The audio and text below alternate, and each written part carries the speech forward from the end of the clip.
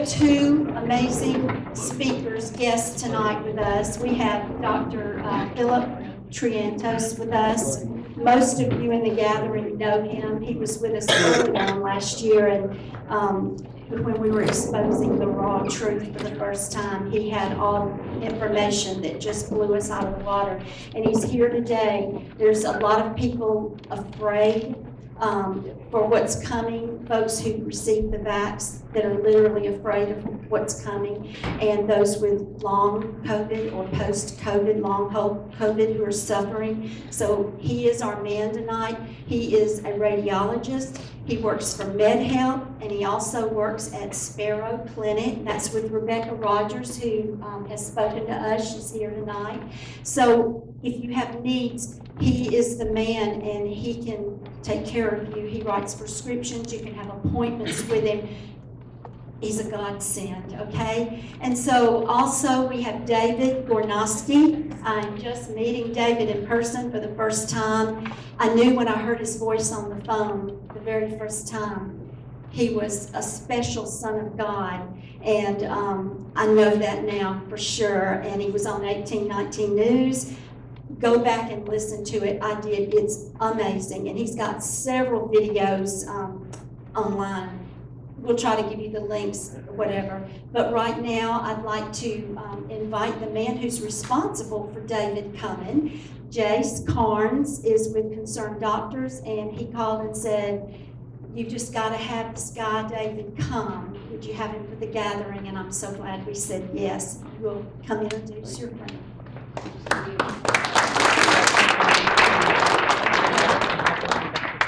Hey guys, I'm Jace. Don't really have a speech plan, but I'm so glad to see everybody at the gathering. I missed seeing you. I missed seeing Linda, and I've got a lot of friends in this room. Uni, Rebecca, so many people have worked so hard this year. But I guess the question I have is, who is sick of bad news? Are you sick of bad news? It's 24/7. You know, it's bad news. It's like drinking it from a fire hose all day. We got good news tonight. Good, powerful news. I'm so pumped right now, I can't even tell you. I saw a radio show today with Brian and David that really gave me hope as to how we fight this evil that seems like it's this giant black hole of evil. That's what it is. You know what I mean? But that comes in every generation. You know, we've got a lot of warriors in this room, and when I told David, I said, we really need you to come to Birmingham.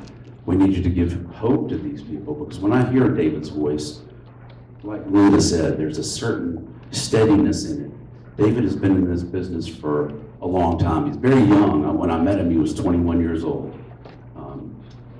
And his intellect appealed to me. His humor appealed to me because he's funny, he's smart, he's timely, and he's got good connections. But the main thing, he always calls me a fanboy, which makes me feel a little bit weird. I'm a fanboy of David, but primarily I'm a fanboy of Jesus coming back and emulating Jesus. David has come to my Bible study this week. He met with Brian Dawson. He's had lunch with Rebecca Rogers this week. And his message is the message of Jesus, but it is the message in a way, he puts it in terms that I can understand. He puts it in terms of a way that I can walk out of here and feel like I don't have to talk about the World Economic Forum anymore. I can go do something that I'm excited about. I don't have to wake up and feel like I'm afraid to check the news because, you know, Bill Gates or Kermit the Frog or whoever, you know, is blasting particles into the air. You know, I mean, these guys really are kind of ridiculous. So when I met David, we became close friends. We've talked closely for, 10 years?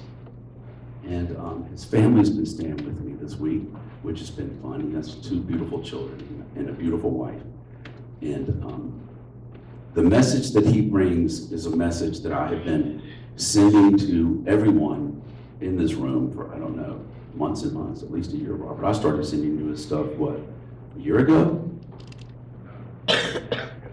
Year and a half ago. But anyway, David, thank you for the work that you've done up till now. Triantos, I'm going to leave you out. Okay. But I'm going to turn the mic over to David, and I hope you guys will listen and ask him any questions that you may have at the end of it, okay? Jay, Yeah. Okay. I'm so glad to see the gathering. Lisa, Jeff, Kathleen, everybody, thank y'all for coming out tonight. Really appreciate you supporting Linda. What a great woman. What a great program. What a great speaker.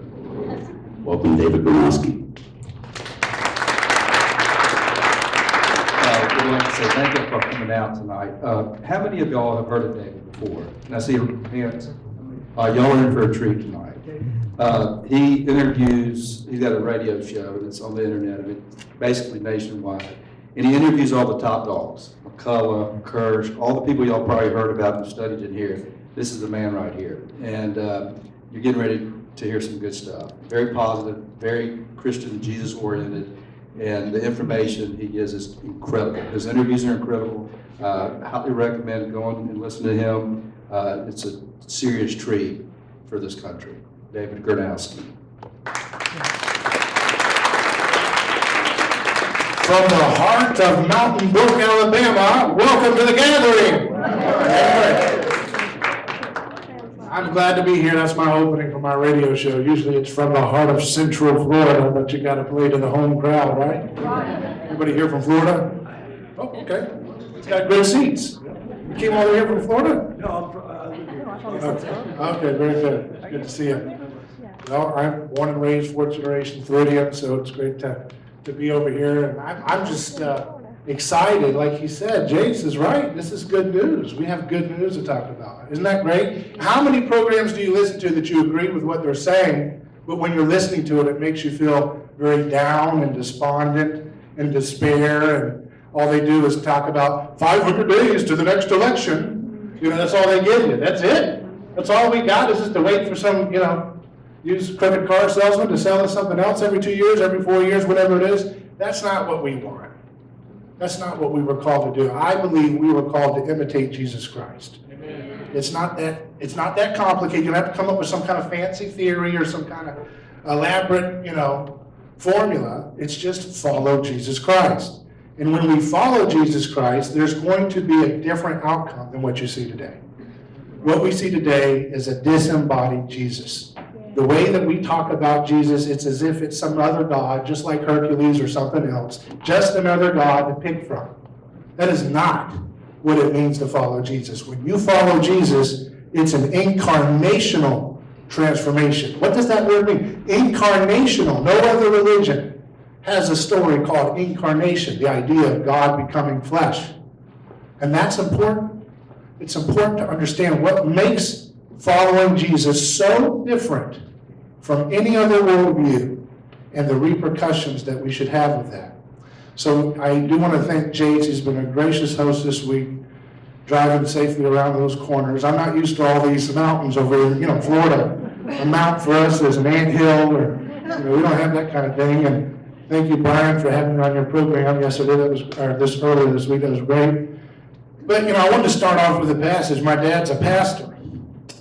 And so we gotta go Bible verse to get started, right? 1 Corinthians 2:8. None of the rulers of this age understood it. For if they had, they would have not crucified the Lord of glory. What are they talking about? What's Paul talking about? That was 2,000 years ago. What did they not understand? He says if they understood what Jesus was up to, the powers of the world would have not crucified him. That's interesting. So what does it mean? And that was a beautiful passage you brought up. That was an anointed passage. The idea of why do the nations rage? It has something to do with what Paul's talking about here in 1 Corinthians, when he says if they had known what they were doing, if they had known what Jesus was up to, they wouldn't have done what they did, because it sowed their defeat. It destroyed their powers. That was 2,000 years ago. And my question is, why are we going back? If Jesus said, it is finished, if he said it, those powers were destroyed, why are we going back 2,000 years later since that happened and saying, Mr. Powers, would you please educate my child? Uh-oh. I don't want to step on anybody's toes here, but, I understand everybody's got a situation. Mr. Powers, would you please tell me what health care is? Mr. Powers, I'm a Christian. I follow Jesus 2,000 years ago. He destroyed the powers, but Mr. Powers, would you tell me what the transportation should be? We need a Department of Transportation. How can we possibly survive without the powers? So the question is, what are we doing that for? They've been defeated. Why would you go to a bunch of losers who Jesus Christ destroyed? The powers, the nations that are raging in vain because they're jealous that they're not Jesus, and go back to them and say, can we have a Christian-flavored version of that evil you're doing? That's not the right approach. Not one bit. And I'm here to say that politics is a waste of time. It's lunchroom drama for losers, and it's time that we put it in the backseat of our attention.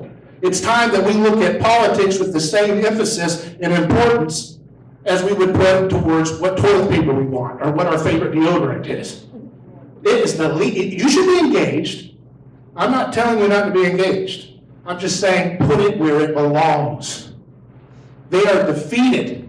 Jesus Christ is king, and we need to act like it. We need to stop reacting to what they do and going on defense and start setting the agenda. Christians are the true progressives. Amen. We're the progressives. Why did we take this position of being reactionaries or conservatives?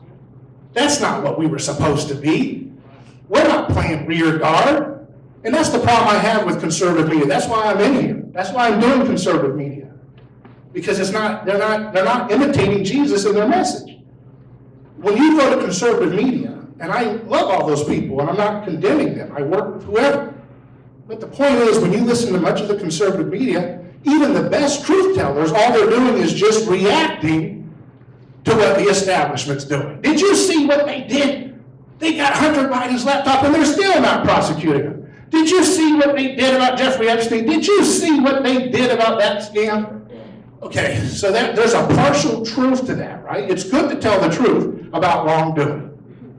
But if that's all you do and you don't give a solution with action, you're not doing it the Jesus way.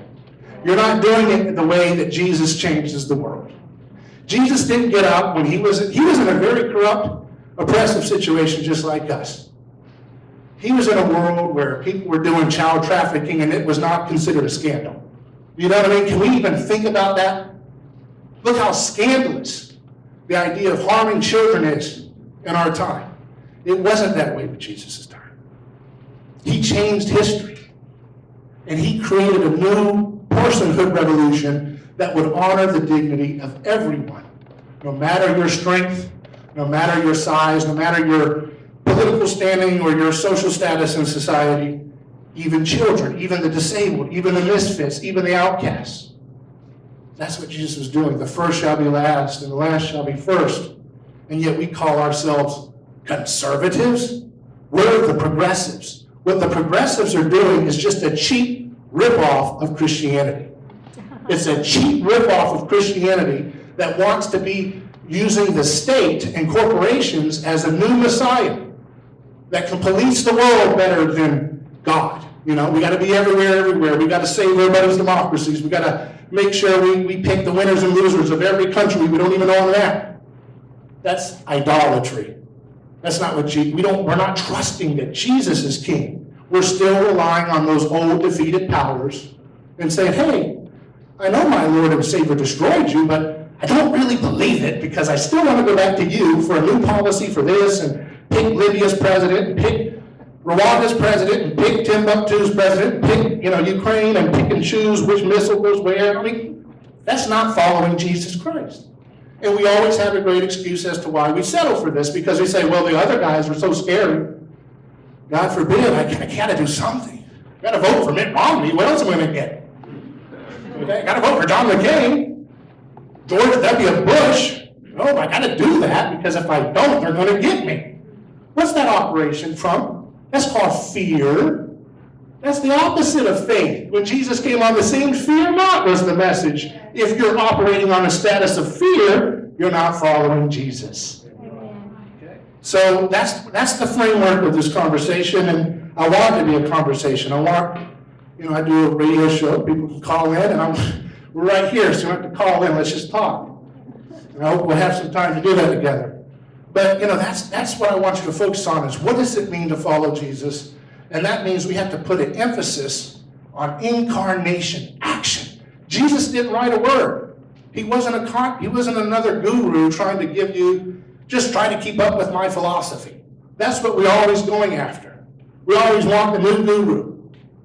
We're not supposed to be each other's gurus. We're supposed to follow Jesus and take up our cross and act. Amen. Stand up and act.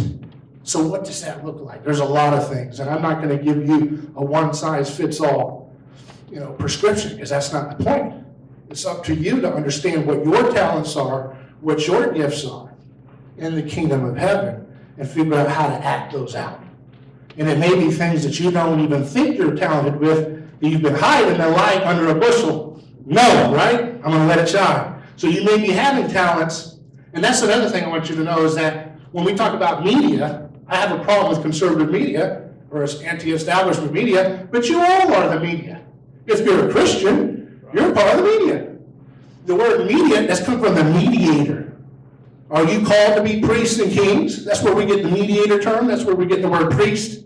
So you are called to be a part of the media. You are called to bear witness, to be a prophetic voice against wickedness, against evil, against injustice. So I'm saying engage in politics. But that's just a little thing you do on the side. The main action is what we do in the culture, what we do in our daily lives, what we're doing with our families, what we're doing with our role model. How do we act? Because the problem is I see so much in our society with the Christians that there's this emphasis on treating Christianity like luggage that we put in the back of our car. I just want the brand of Christianity. It gives me social cachet with a certain group of folks that'll help me beat those leftists and those radicalists. But you're not really looking at what does it mean to be a Christian.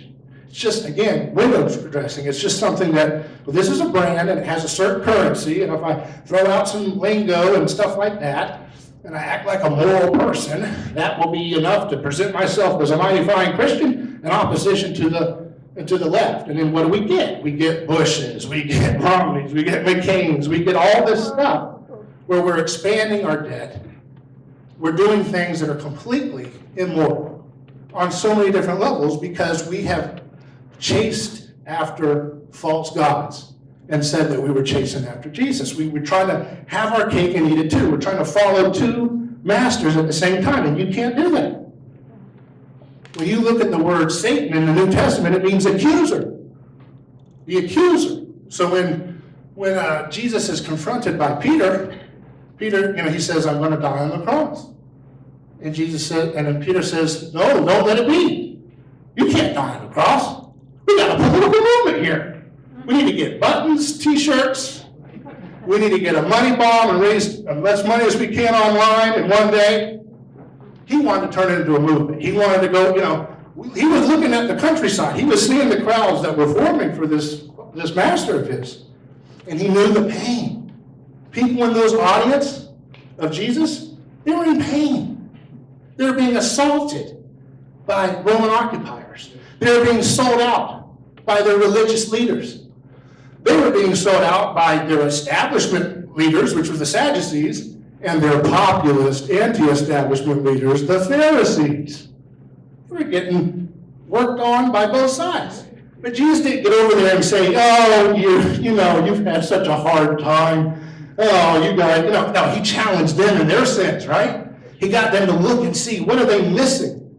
What are they missing that's making them fall back into the same old problem after problem that the people of Israel had been dealing with up until the arrival of his kingdom and his launch of his ministry.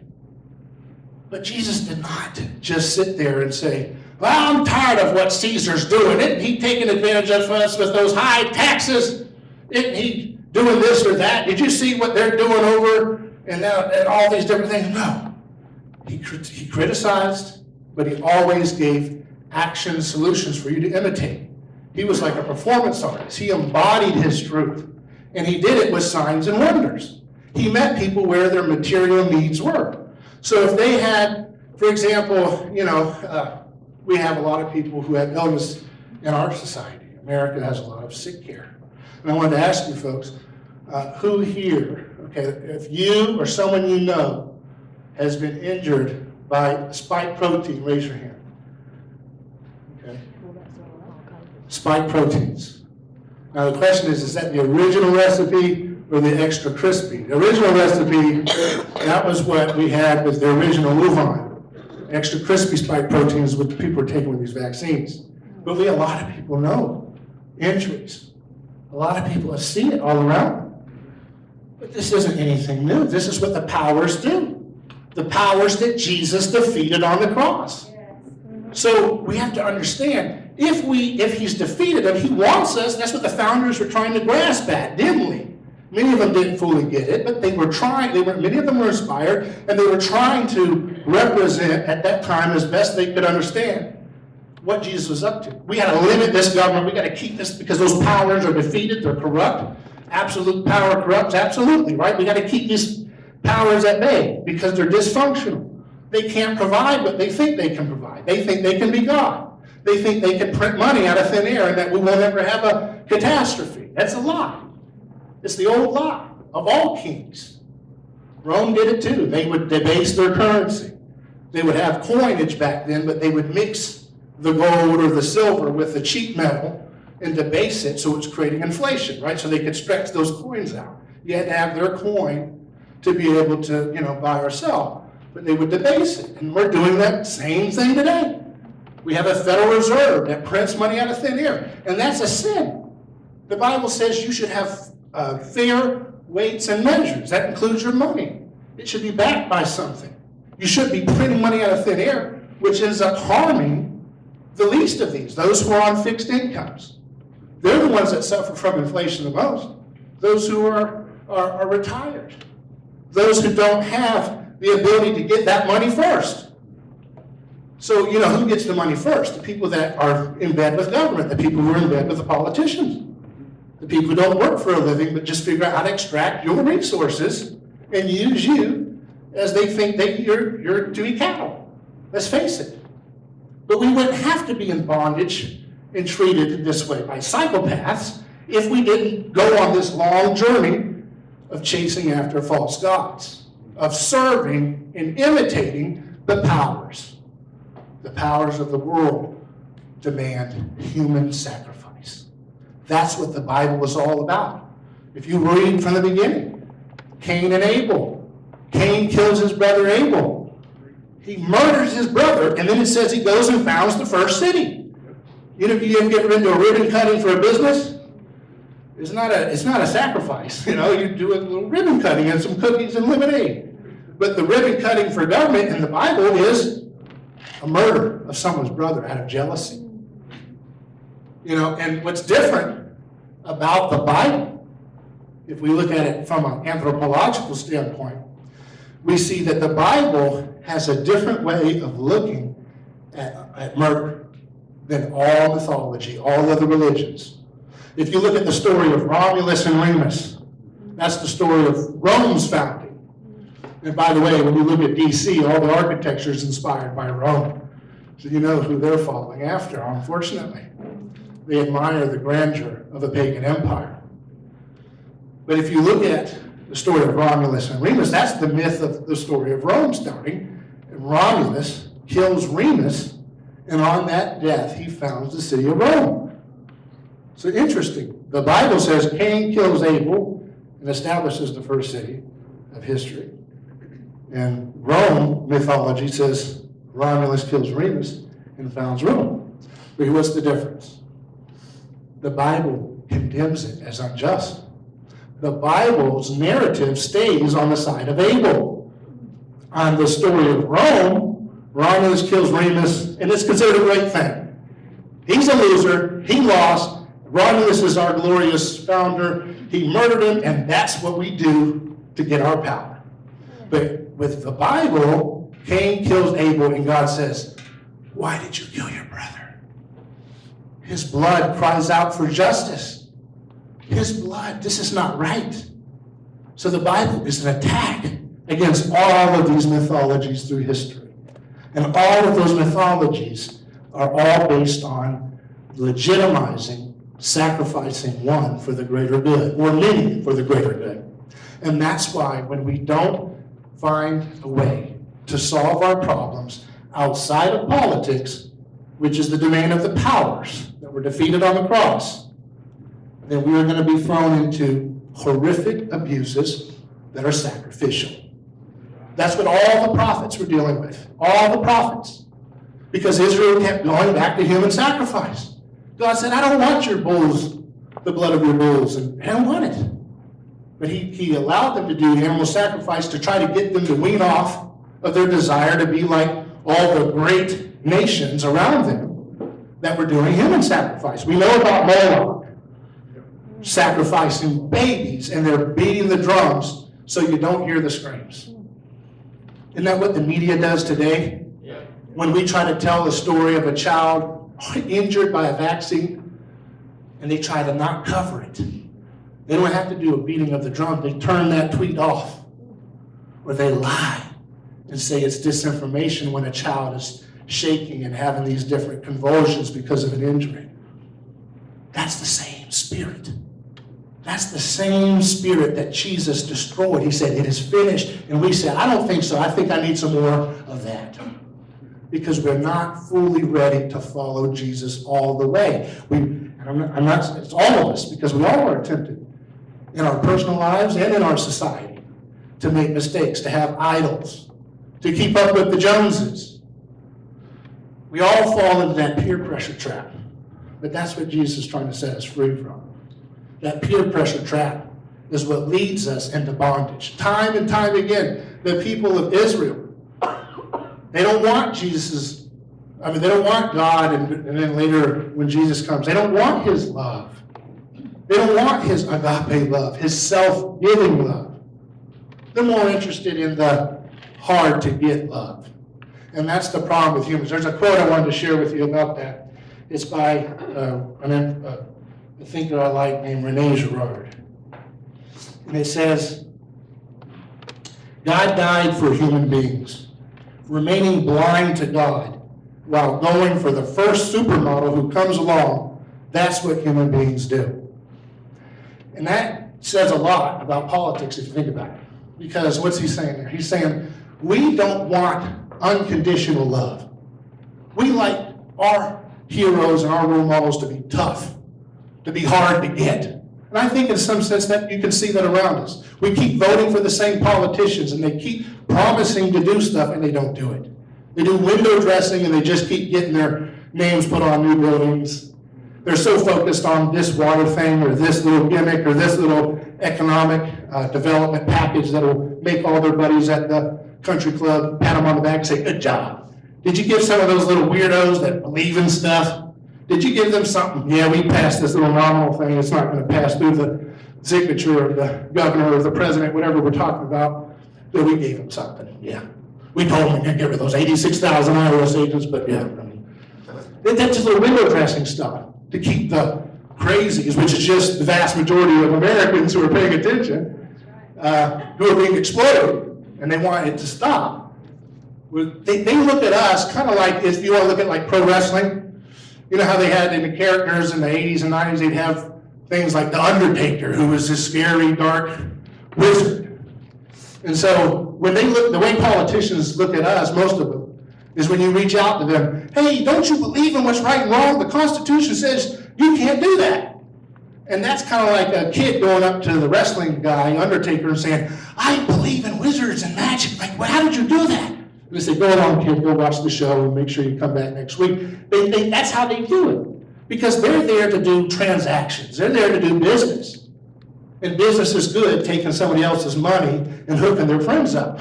That's a good gig. All you got to do is just learn how to sweet talk people. Oh, we're going to get for your liberties, and then you get your goosebumps going. They manufacture goosebumps to extract your resources and keep you feeling, hanging on just one more time, and they'll get it done. That's a con game.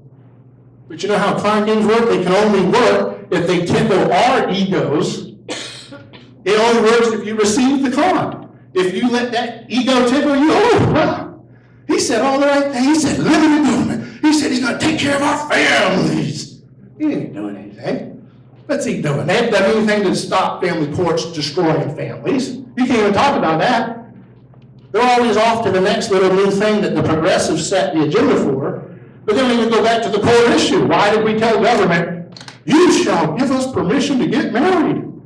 Why? Did Jesus say to do that? You didn't have to do that back in the day. It was just a recent invention. Back in the day, a marriage contract was your church. In the Bible, they would open it up and you'd sign your name and your wife would sign your name or whatever. You sign your name and that's it. That's your covenant, is the Bible. You stand on that word. And then the church that you were married under, they would set the terms of the covenant. Not this one-size-fits-all that the government has, where it's whatever you feel, your feelings you can destroy your whole children's lives. You can just sacrifice them willy-nilly because of a feeling. It's just not fun anymore. Why did we go to defeated powers and ask them, 2,000 years after Jesus defeated them on the cross, can you tell me what marriage is, please? No wonder they're going to get it to the gay marriage and then the transgender marriage and whatever else. You know, that's where are we going here? So we got to rethink, okay. And a lot of this stuff we just don't know. We just think, oh yeah, government's always given marriage. No, they didn't. That was a new thing. That was a new concept. And when you give them that monopoly power, what are they going to do? You think they're going to do it in a way that protects children? Is that going to be their priority? Why would it be their priority? If children have strong families, they can't have a career. If strong families prevent tyranny from arising. The reason why Gen Z and millennials don't listen to what conservatives are telling them is because they have a lot of pain. They're also sinners just like all of us. So there's idols, there's ego, but there's a lot of pain. They're in broken families. They don't get to see their dad. They don't get to see their mom like they deserve. Because we wanted to, you know where marriage licenses came about? Trying to prevent interracial marriages. Unfortunately. So we fall into an idol. My race is more important than Jesus Christ. So I'm going to go to the government and use government's sword to monopolize what marriage shall be. That's evil. And so many Christians fell prey to that trap because that's what con men do. Give me power and I'll get those guys out of the marriage business, put it into work. And then when they get the power, they never give it up. And they just expand it, expand it, expand it. No fault divorce. No priority on the child. How can we have a civilization if children are not our utmost priority? And it doesn't start with these rearguard actions of, well, I went to the school board and they said they're not going to teach them to be a train anymore. Okay, that's that's the parsley on your meat, okay? That's that's a little bit of a superficial way. And I'm not saying, don't do that, that's fine. I'm not telling you not to do that. But don't stop there. Don't make we got to win here. No, go to the heart of the matter. Government doesn't have any authority to define something that existed before they existed. Marriage existed before the United States government existed. They have no right to touch it. Just like you as a human person have dignity prior to our government's existence. And that's why they have no right to touch your body. They have no right to inject things into your body that you do not want to have. They don't have a right to use violence against you because you speak about things they don't want to hear. And why do they not have a right? Because your personhood dignity, your individual liberty existed prior to their existence. They're not to touch it. And from that, they're not to touch your marriage. They're not to have this monopoly that we have to all play under Satan's rules.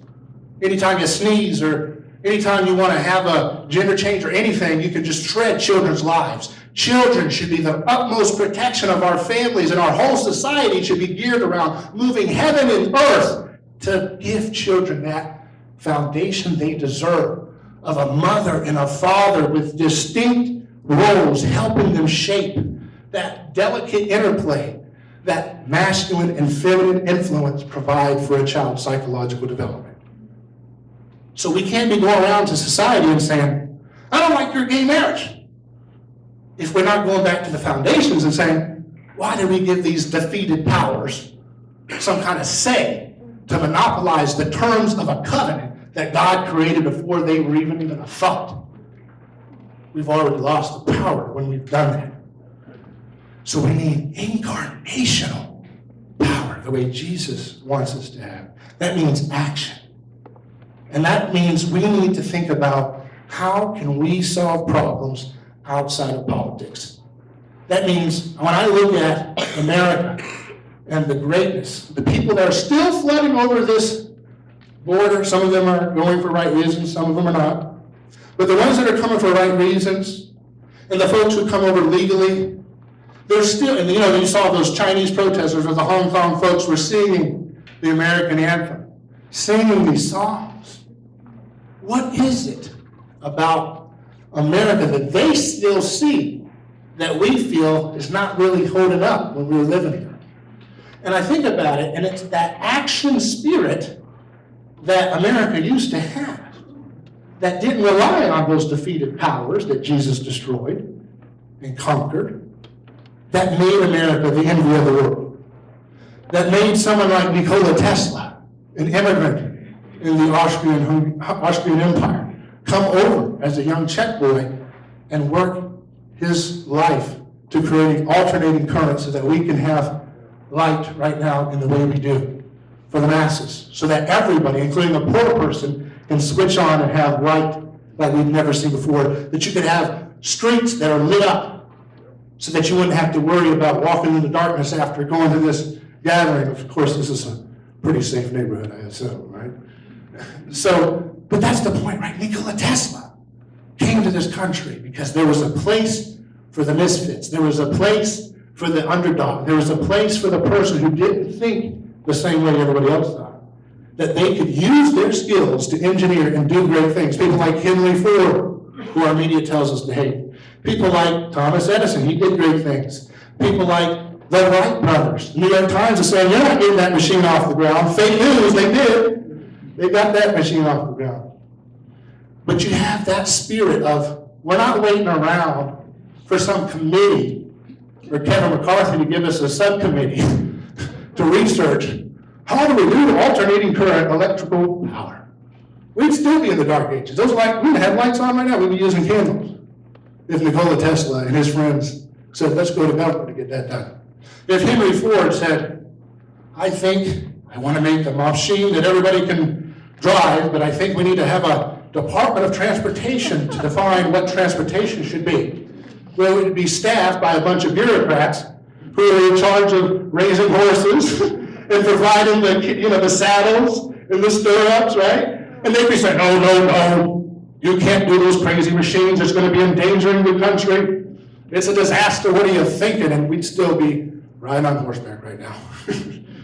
So when, think about all the things in our lives that we're waiting on government to do for us. The Food and Drug Administration defines what food and drugs are. They said in 1960, with Nixon, declared a war on cancer. Decades later, how many millions of people still die from cancer? Think about, you see, Nikola Tesla saw there was a problem. We need electricity for everybody. And he didn't wait around for government to declare a war on darkness. He incarnated, he embodied with action. He rolled up his sleeves and solved the problem himself with his team. And the world has never been the same. So he was following Jesus' approach. He wasn't going around saying, I'm tired of this society doing the deed. No, he just got to work. He put his action on the scoreboard, and that was how he talked. But we're all waiting for our political media to tell us, did you hear what Biden said today? And we feel a little momentary catharsis. Oh, look at that bully. He got what was his. That soundbite makes him look foolish. But we're still in the same tyranny. Our government is still making a mess of our economy. They're still putting garbage medicine to us and lying about what it does to us. So we just have to meet Satan's attacks and just say, you know what? You lost already. you think you got the upper hand now. But if we just start following Jesus and looking for solutions outside of Satan's defeated playground, DC, and everywhere else, we'll find that the solutions are right under our noses. That we can have energy too cheap to meter without relying on the government grid. We can find Teslas of our time, Henry Fords of our time, who are going to create, and I know them, I have them on my show, and there's more others that I want to find. I want to do an American Idol for the next Tesla, the next Galileo, the next, who are the people who are going to solve the problems the way Jesus does with his action? And you might say, what does Tesla and Henry Ford have to do with Jesus? And that's because we've been taught so much that faith is just a belief. You know, we just taught it's a belief. But that's not what Jesus said. That's not what the New Testament says. Faith, the Greek word means pistis. Pistis is the word, and it means faithfulness. It means trust. It means a commitment that is based with action, driving, not a belief about something.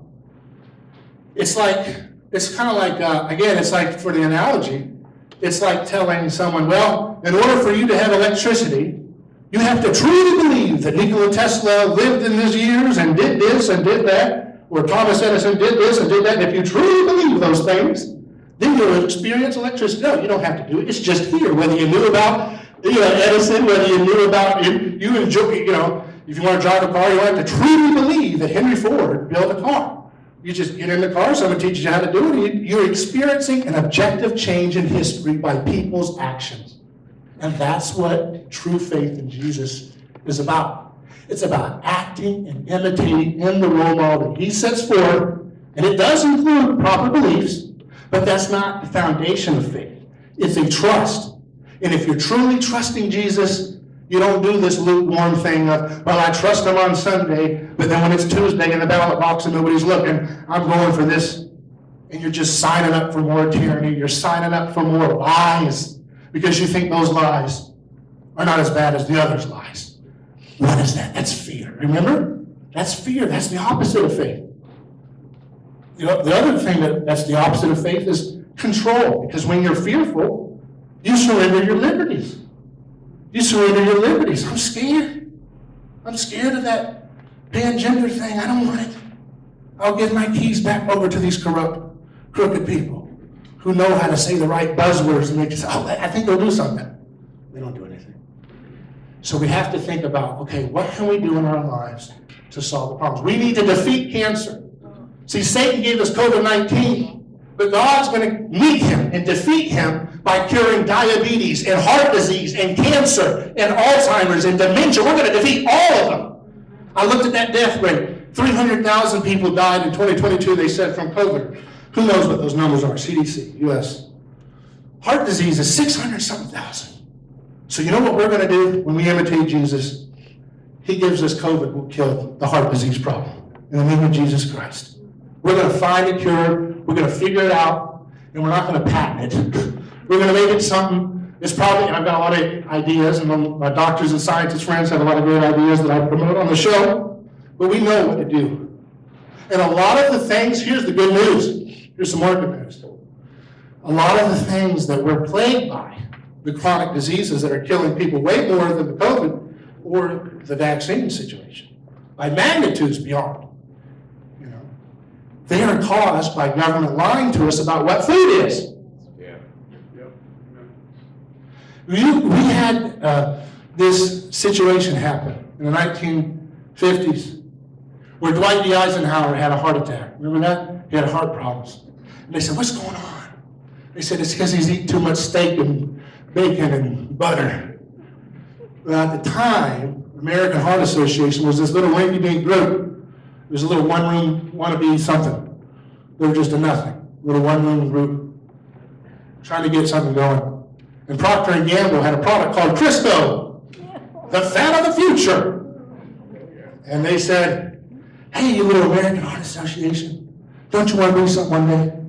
Don't you want to spread your wings and fly? We can put you on all the major radio networks, but you got to recommend the fat of the future, Crisco, and get those buckets of butter and lard and Grammy's cabinet out and replace it with this fabricated fat It's called polyunsaturated fat. It's a vegetable oils. You're hearing about seed oils. My show's been one of the first that's talking about this on the radio with all the scientists and doctors getting into the data of what it does. And I'm here to tell you that this one little ingredient that you cook and eat with all the time, I do too, it's almost impossible to avoid, but you can. It's just kind of a hard learning curve. But this ingredient, I am convinced, is responsible for 90% or more of the chronic diseases that have been killing this country for the last 100 years. And if you look at the billions of people who have been dying slow, painful deaths from cancer and diabetes and heart disease and Alzheimer's, you would be astonished at this slow, torturous death that is only a result of us slaving away after false gods and asking them to define what food is for us, and manufacturing something in a lab that is not natural, taking seeds and deodorizing them and all these chemicals, processes, to eat a tablespoon of corn oil is 96 years of corn. It's a total Frankenstein food. And what it does is it destroys your mitochondria, which are the little batteries in your cells. It just destroys them.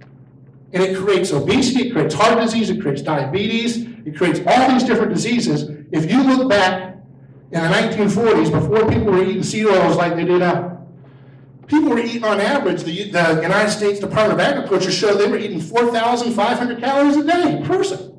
And they were eating flour and butter and pie and steaks and all that stuff, and they didn't have the rates of obesity, they didn't have the rates of diabetes, cancer, heart disease, and all that.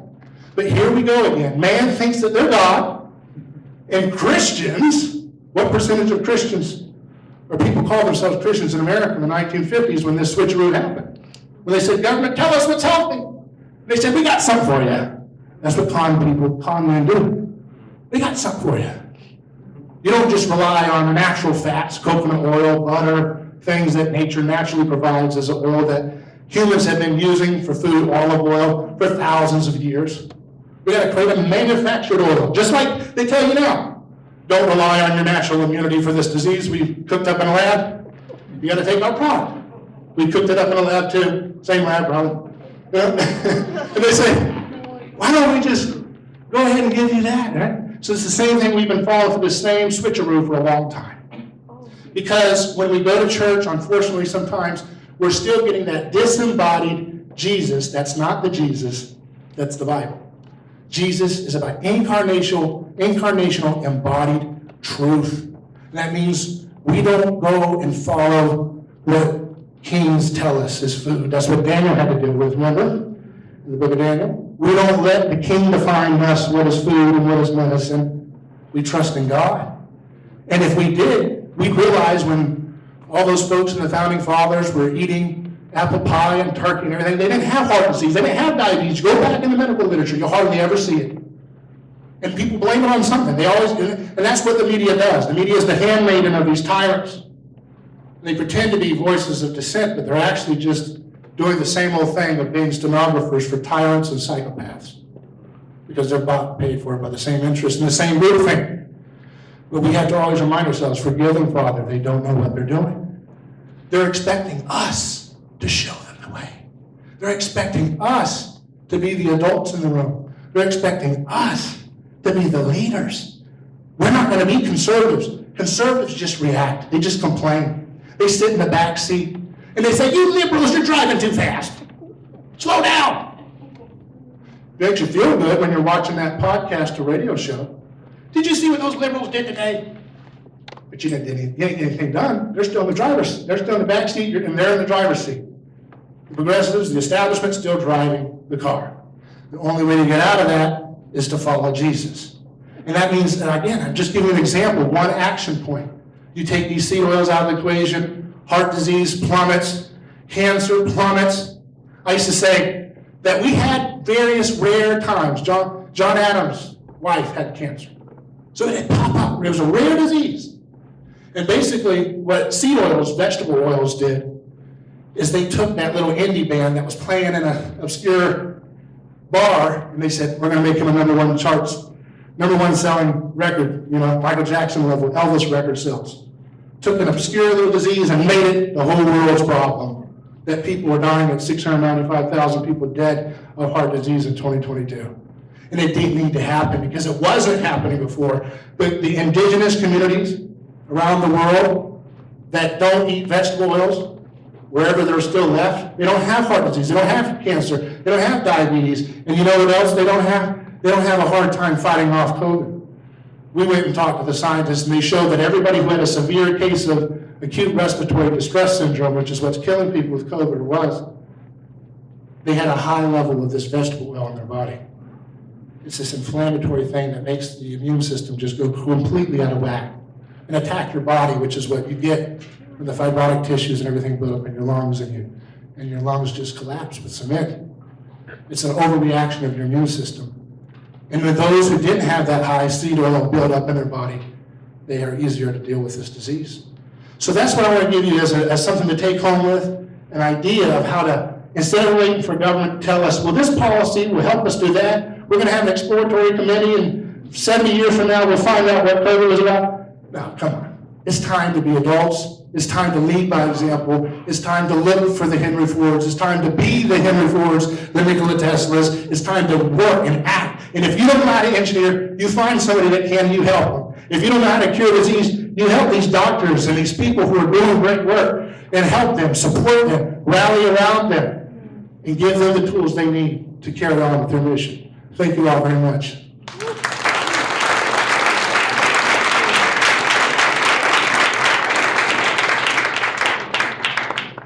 Sure, we can take questions or whatever you guys want to do. David? Talk a little bit about what we were discussing on 1819 about signs and wonders. Yeah. How that plays into the equation. Well, yeah, so, when Jesus, he's talking about signs and wonders for those who didn't hear. So when Jesus wanted to tell the hard truths, because that's what, a lot of the things that when we critique what they're doing, this isn't right, this isn't constitutional, this isn't moral, this is disgusting. Well, these are hard truths. And Jesus told hard truths, but he knew that the audience would not gather unless he met them where their material needs were. So he was healing the blind. It was a down payment on his power to transform their soul and their society as well. He knew that people of little faith needed to be met where they were. So he was working with them where they were. People were hungry. He fed the 5,000. Fed their belly so he could talk to them about the harder truths. So he could show and demonstrate his power that he is the true master of history, not the false gods of the city. And that's what you see time and time again. We are to be his body on earth. That's not a token saying. He says, you will do greater things than I. And we say, oh, he's just being cute. No, he's not. When has Jesus ever said something in a cute, kind of patronizing way? Do we believe in Jesus or not when he said that? Do we trust in that? So why do we think that we need to go to D.C. to get them to solve cancer? That's something Jesus told us to do. And it's not even that hard. In my opinion, there's medicines and things that deal with these things. But if you just take that toxic non-food Frankenstein food out of our food system, and we have to do it voluntarily, it's not going to happen with D.C. I mean, Big Pharma sure isn't going to give up that. It's a cash cow. So that's what we have to focus on is we need to embody, if we're his body on earth, that means we need to literally imitate what he did. How did he get people to listen to his hard truths? He met them where the material needs were. He was healing paralysis. He was healing the lepers. He was bringing people into right relation. And I guarantee you that they'll listen to you about transgenderism when you cure their mother's cancer, when you cure their dad's diabetes. You see, they'll listen to that hard truth because their hearts will be softened when they say, these people aren't just reacting like Pharisees. They're acting. They're setting the agenda. They're moving. And you'll know that that's happening when we go to conservative conferences and we hear them saying, how do we solve cancer? We're not creating a policy for it. We're going to use our political platform to elevate engineers who don't need a dime from government to get these problems solved. That's what we need to look for. I know that sounds outside the box. Most people are keeping you in a state of despondency. Just vote for our people in 2 years and we'll try to get them out. You can do that. That's a rear guard action. That's like a side thing. Don't put your faith and trust in princes. They're raging in vain, Jesus says. The Bible says that. That's Peter's first sermon. Why do the nations rage in vain? Because they were destroyed. They wouldn't have done what they did when they crucified Jesus if they had known what they were going to get in return, which is their systems are falling apart. And here's another good news. Satan is a defeated foe, and he's hiding like a hermit crab. He hides. He pretends to be a victim. You remember that old Batman movie from 1992 with Michael Keaton and Jack Nicholson as the Joker? And there's a scene, it's an obscure scene, so I don't expect you to know it. But there's a scene where Batman's trying to get Joker, and he looks around and he says, pulls out glasses, and he says, "You wouldn't hit a man with glasses, would you?" And he just hits it. Because he's trying to pretend to be a victim. "It wouldn't hurt me, I can't see." That's what Satan does. That's how you know Jesus has him on the run. We are winning history. It doesn't look like it, but you know why it doesn't look like that? Because we're ethnocentric.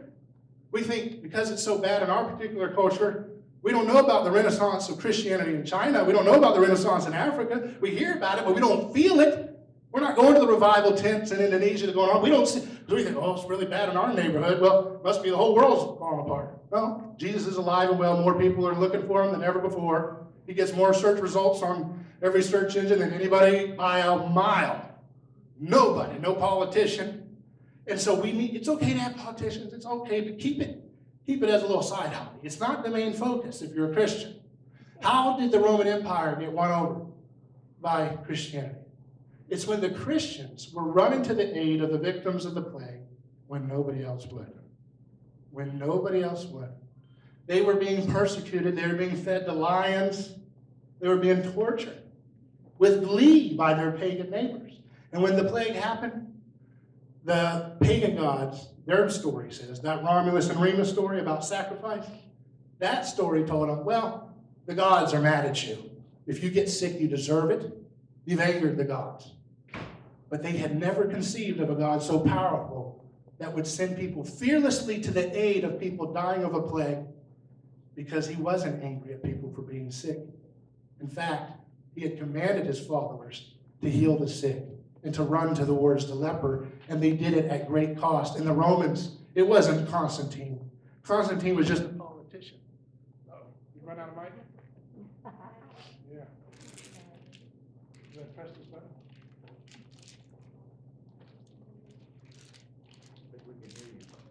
Constantine was just a politician trying to catch a bandwagon that was growing already. They were impressed by the fact that these Christians served a God who was more powerful than any false god they had ever conceived in their own mind, that would send them into harm's way for even their enemy, and that God wasn't afraid of disease. And that's the mindset we have to have.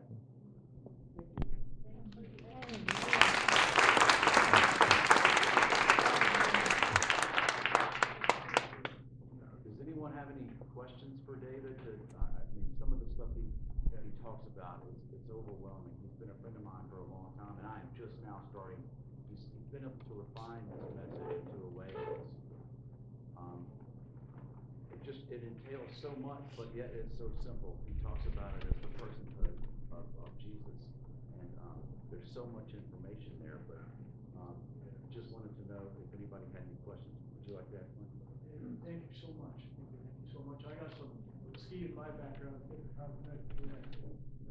Question.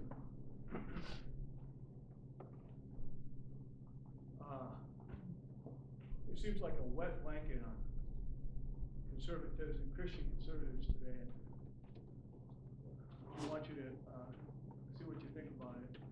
And that would be the founders of our country. They were patriots, and a lot of them were preachers. But they stood up for what they believed in. The saying was, "Give me liberty or give me death." It was a toughness.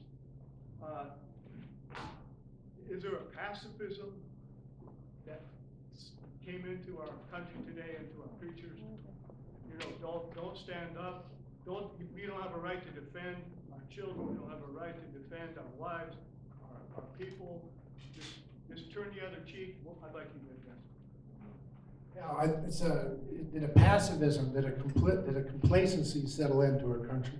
And again, it starts with the church. You know, people tell me, you know, we were talking about this yesterday, Brian, or I keep saying yesterday, time flies when you're having fun in Alabama. Yeah, published yesterday. I said, you know, it's like, he was saying the average person's working so much, they can't figure out all these intricacies. And so they hear someone that sounds good on the radio ad or Sean Hannity's show or something, and that sounds good. Sounds a lot better than that crazy stuff I heard on the other side. And they don't have time to investigate their history of lies and their complicity. And you know, I mean, how many people know about the Federal Reserve? Right? It sounds like, I mean, you guys do, but I'm saying most people around you, it gets catching on. But what are they going to do about it? You know, we have to come up with action. But yeah, I do think that it starts in the pulpit, because my thought, I didn't say it the other time, Brian. You said most of the average guy can't spend all that time studying, but you know who should? Church leaders. Okay? And look, my dad's a pastor, so I'm not pointing my finger. I mean, I've been in the church all my life. And it starts with a mistake to, again, have this disembodied Jesus. This Jesus that doesn't affect your action. You just say the prayer. Who do I pray to? Oh, Jesus, okay. And if I feel bad, I say that name when I say a prayer. But did you get out of the boat and walk on water? If you're not walking on water, if you're hanging out in the boat and saying, oh, Jesus, you're so strong. Oh, I give you all the praise. That's not what he told you to do. You may feel comfortable saying that, right? Oh, Jesus, you look at you walking on water. Man, if I could only dream of that. No, he didn't tell you to do that. He told you to get out of the boat, disregard the storm and the rain, disregard everybody else being asleep. Why can't you get that? Andrew, why don't you go? Huh? Why don't you politicians do this? I don't have time. I got to pay my debts. Right? You know? You politicians, you sound pretty slick. Mr. Trump, you're a tough guy. You do it. He's still telling you the vaccine has saved hundreds of millions of lives. So the point is, he's a man. He's not God. Follow Jesus, the God-man. Jesus split time. Jesus, you know, Trump has his name on a tower. Jesus created the concept of a hospital by people inspired by his movement. You know, people always want to read biographies of great people. They want to read, you know, Steve Jobs' biography. How do I be an innovator like him? I'm going to go read his 500-page biography. What about the man that split time? You know, I say that to my people who are not Christians. You know, what about the guy who's so important, he changed how we count our time? The guy who inspired the greatest works of architecture, the greatest scientists like Isaac Newton and all these folks. He is the most inspirational person, and we need to embody him, and that's what I'm saying. Perform signs and wonders. And there's different ways. There's different ways that you do that. It's prayer, fasting. You know, sometimes there's the miraculous healings that people experience, but there's also good old-fashioned research. And when you just do a little bit of research in your history, you realize we didn't have these diseases like we did just 100 years ago. So if we take this ingredient out and we do like the indigenous people and use traditional fats, reorient our food system that way, we can get rid of all these diseases. And for those who are still sick, there's other treatments, and you know the doctors can help you. You know, because if you're at a certain point of disease state, taking that food ingredient out isn't going to solve it. You're going to need other interventions and medicines and herbs and things like that to help you, perhaps. But that's the point. That let's get everybody working and thinking. Let's get the minds working together. Let's come up with creative ideas. Let's make beautiful films. Let's make good art. Let's create good poetry. King David was the great poet. He had beautiful poetry. King Solomon, great poet, beautiful art. And we think, oh, that's for the liberals to do. Well, then we're not imitating Jesus. See, you know why the liberals are so successful? You know why they have Hollywood? You know why they have the music industry? You know why they have TV and all this? You know why they have all the universities? Because they more effectively imitate the aesthetic, that means the beauty of sticking up for the underdog the way Jesus does. Conservatives took the backseat driver position. They said, we're just going to react to whatever you do because our faith is just something you believe in the pew and you don't get on the water. So the left were always the ones doing the radical. Look at what we're doing. We're down the road, Birmingham, civil rights. That was, a lot of those folks were what we would consider liberal. People say Martin Luther King was a conservative. I mean, he was by some standards, but was very much into a lot of leftist stuff too, socialist leanings. You got to give it where it is. It's true. You can't rewrite history. You wouldn't do with the things that the wokesters are doing, but he was a person on the left at the time. And he saw something that somebody didn't else see, and he acted, and guess what? That created cultural power for leftists to take that and go in wicked directions and twist it. You see what I mean? So, and I know that Christians were there, but oftentimes they were the ones who were caught up in progressive politics, which is about worshiping the state and asking Caesar to be like Jesus. That's not going to happen. Caesar's done. Jesus is king. One of the most encouraging things to me lately is seeing how many women, females, are getting involved in the political arena. I'm a retired teacher. One thing I realized pretty soon, you might get away with getting the dads mad at you, but for God's sake, don't get the mamas mad at you.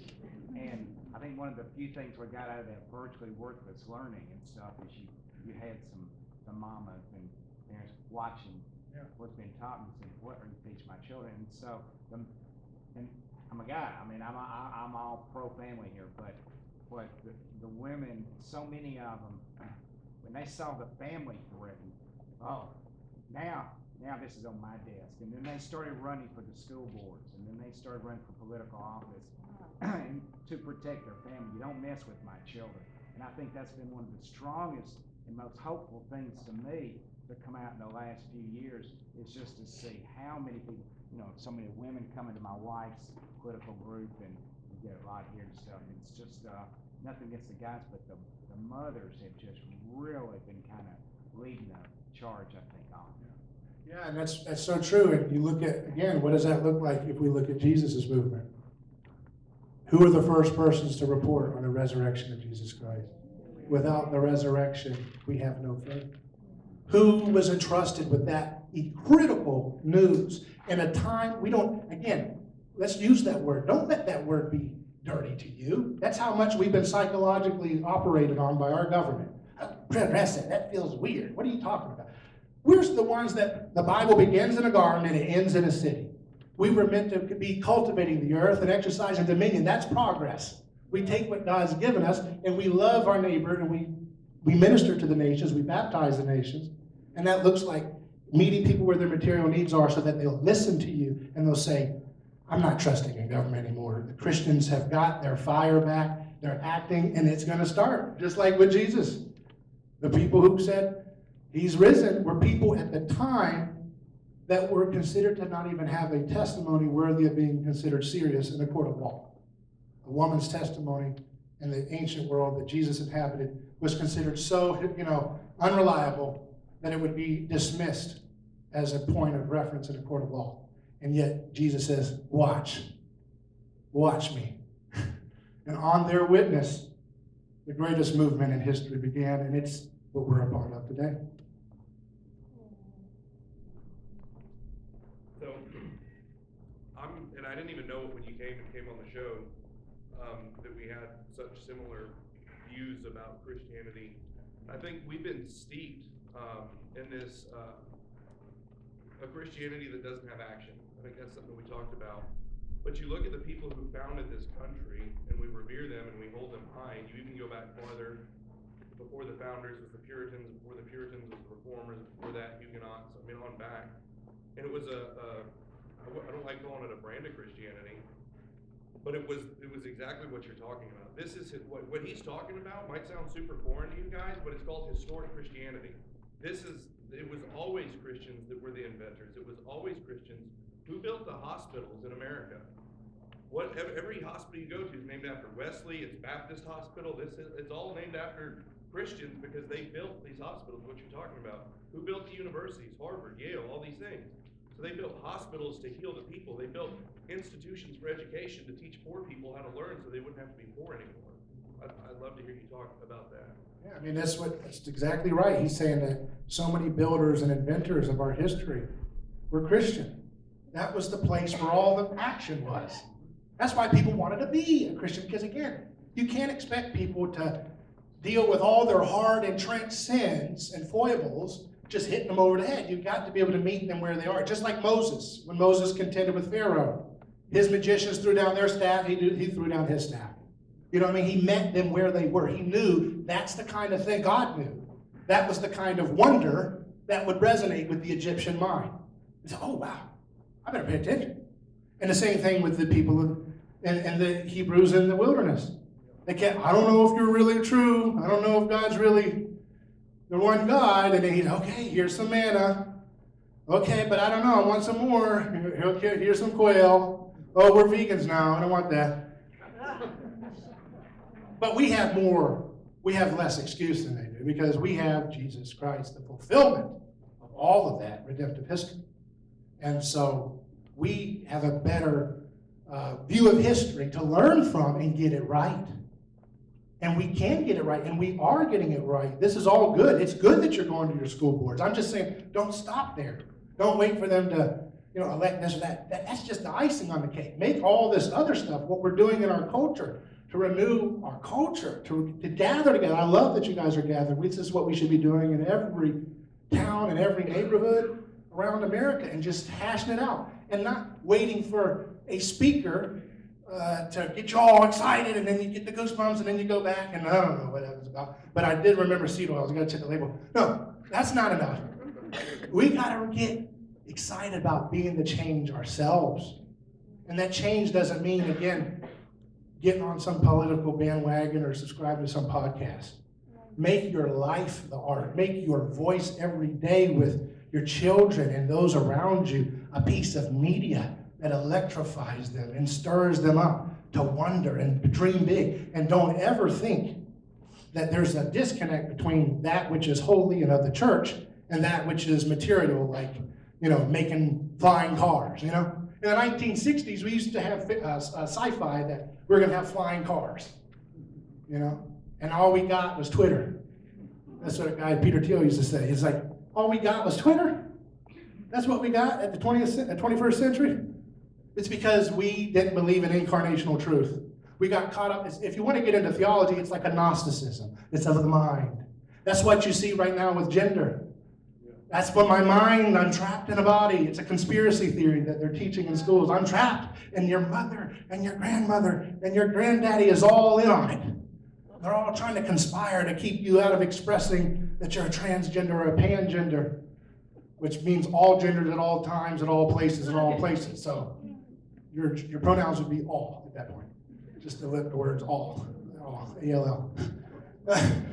But these are the fruits of things that didn't start with Barack Obama.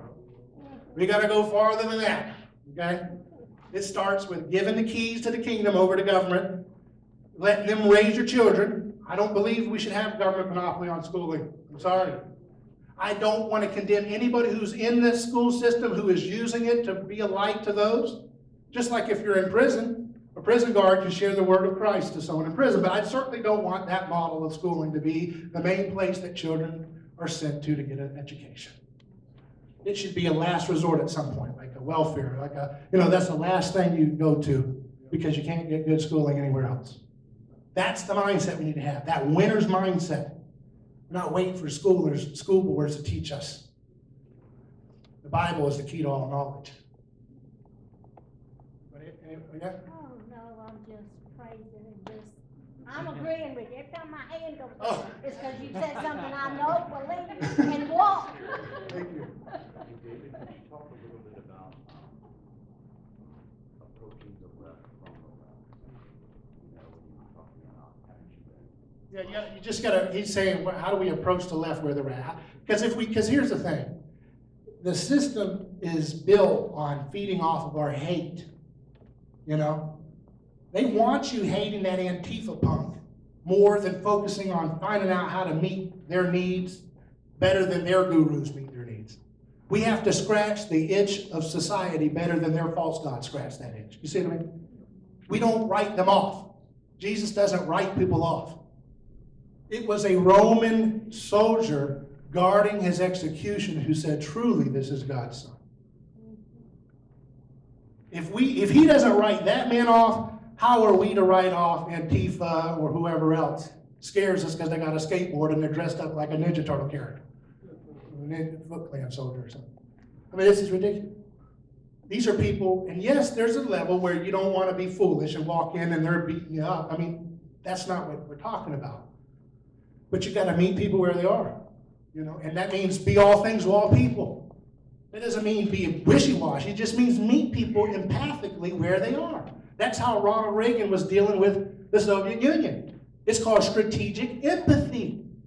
You work with people where they are. You resonate with them. You find those little things, that human touch. Those people in Antifa, I guarantee you, if we were curing cancer and curing diabetes, they'd want to hear about what Christians have to say. You know, if they saw the majesty of Jesus being unleashed because people were not sitting around criticizing and reacting, but they're saying, we are not going to settle for some war on cancer. We're not settling for a war on poverty. We're going to get it done ourselves. We're going to pick up our cross, and we're not afraid of looking like weirdos. That's the whole point of being a Christian. You're going to look like a weirdo when you follow a man who died on a cross. And it was a foolishness to the world. That's what Paul says. Fool, they couldn't understand it. So if you're afraid of foolishness, you're going to hedge your bets and say, I'll do a little bit of Jesus, a little bit of Caesar. I want a little bit of a dictatorial, because I'm scared of the liberals. But I'll take a little bit of Jesus here. So what does that turn up to? Turning of the cheek means when you're in the buffet, you let that person get the last roll instead of you. But you're still hating your neighbor. And who feeds off of that hate? Satan. Because he didn't go around hating. Jesus didn't go around hating his neighbor. He was working with what? He was working with a prostitute who was considered to be in league with Rome because they were considered to be hanging out with the Roman soldiers. So they were considered to be spies and sellouts of the people, kind of ratting on who's who and who's a dissident and who's a problem. So that's a sellout. That's a traitor. He was hanging out with tax collectors, traitors, IRS agents, but worse, because what they were doing to their own people. He was hanging out with tax resistors. That's scary. He hung out with a tax collector and a tax resistor. So he didn't pick a side. Well, I like this team better. I think my neighborhood is more like that. I see more of those bumper stickers. I'm going with that side. And no. So we got to stop that dialectic. That's where Satan feeds. Love. Walk with love. Don't say, you liberal. And when you feel that, feel that aggression, don't reciprocate it. That doesn't mean you cower in fear, but you don't need to fear what God has defeated. That's a spirit that's being defeated. And like I said, they have to pretend to be victims because Satan is running. He has to pretend to come as a victim. If you look at Revelation, the story is the slain lamb, the scapegoat. And that's what the left is always doing. They're always pretending to be the side of the victims.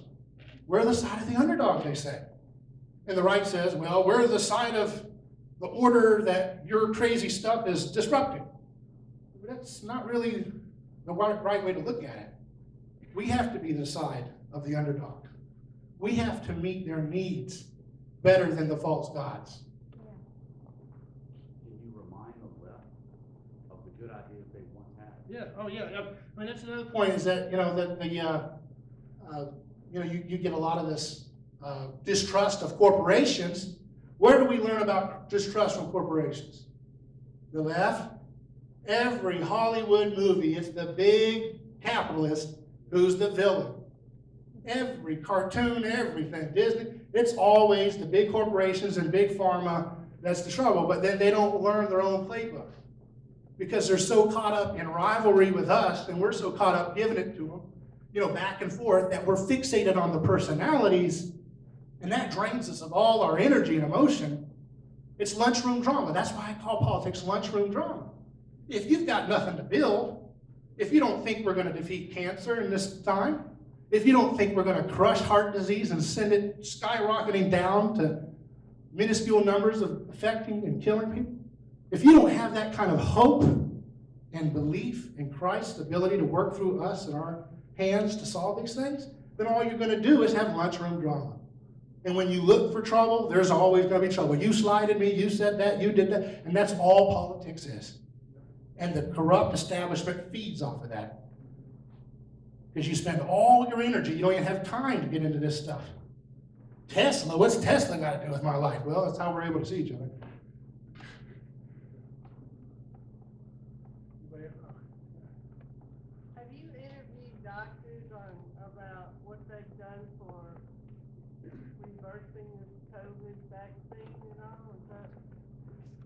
Yeah, we have a lot of them, some of them are here tonight, and, yeah, Triantos right here, yeah, you can talk about it if you want, but, yeah. People who are reversing the effects of COVID and the vaccine. So, yeah, I mean, I've interviewed Peter McCullough and Robert Malone and Pierre Corey, and those are people, examples of people who are incarnating action. They're not saying, let's get a committee, they're saying, I gotta solve this, what's working? You know, wanna talk about that? Yeah, that's what I was about to say, yeah. Why don't you come up and share some of that? Thank you, David. I'm kind of getting Linda back because I was called about 10 days ago, and she asked me if I could speak tonight, and I said I'll do my best to be there. Then 2 days later, I see my name's on a sheet sitting down. So here I am, and I thank you, David, for a wonderful talk. But anyway, it's late, and I know everybody's tired, so I'm not going to talk a whole lot about anything unless you'll have certain questions. People that have been vaccinated or not vaccinated have suffered long COVID, and we can answer that, or I can talk a little bit about some stuff. It doesn't matter. I mean, it depends on how That was quick her I want to. question. Okay. She was asking about Okay, what was the question? reversal of the vaccine. Do you have a Well, plan? as far as we know, and I got Dr. Counts here, who's a neurologist that's on our team, and Dr. Goodell over here, who is on our team, and we all kind of treat, Dr. Tankersley's back here. Who else? What other doctors are in here?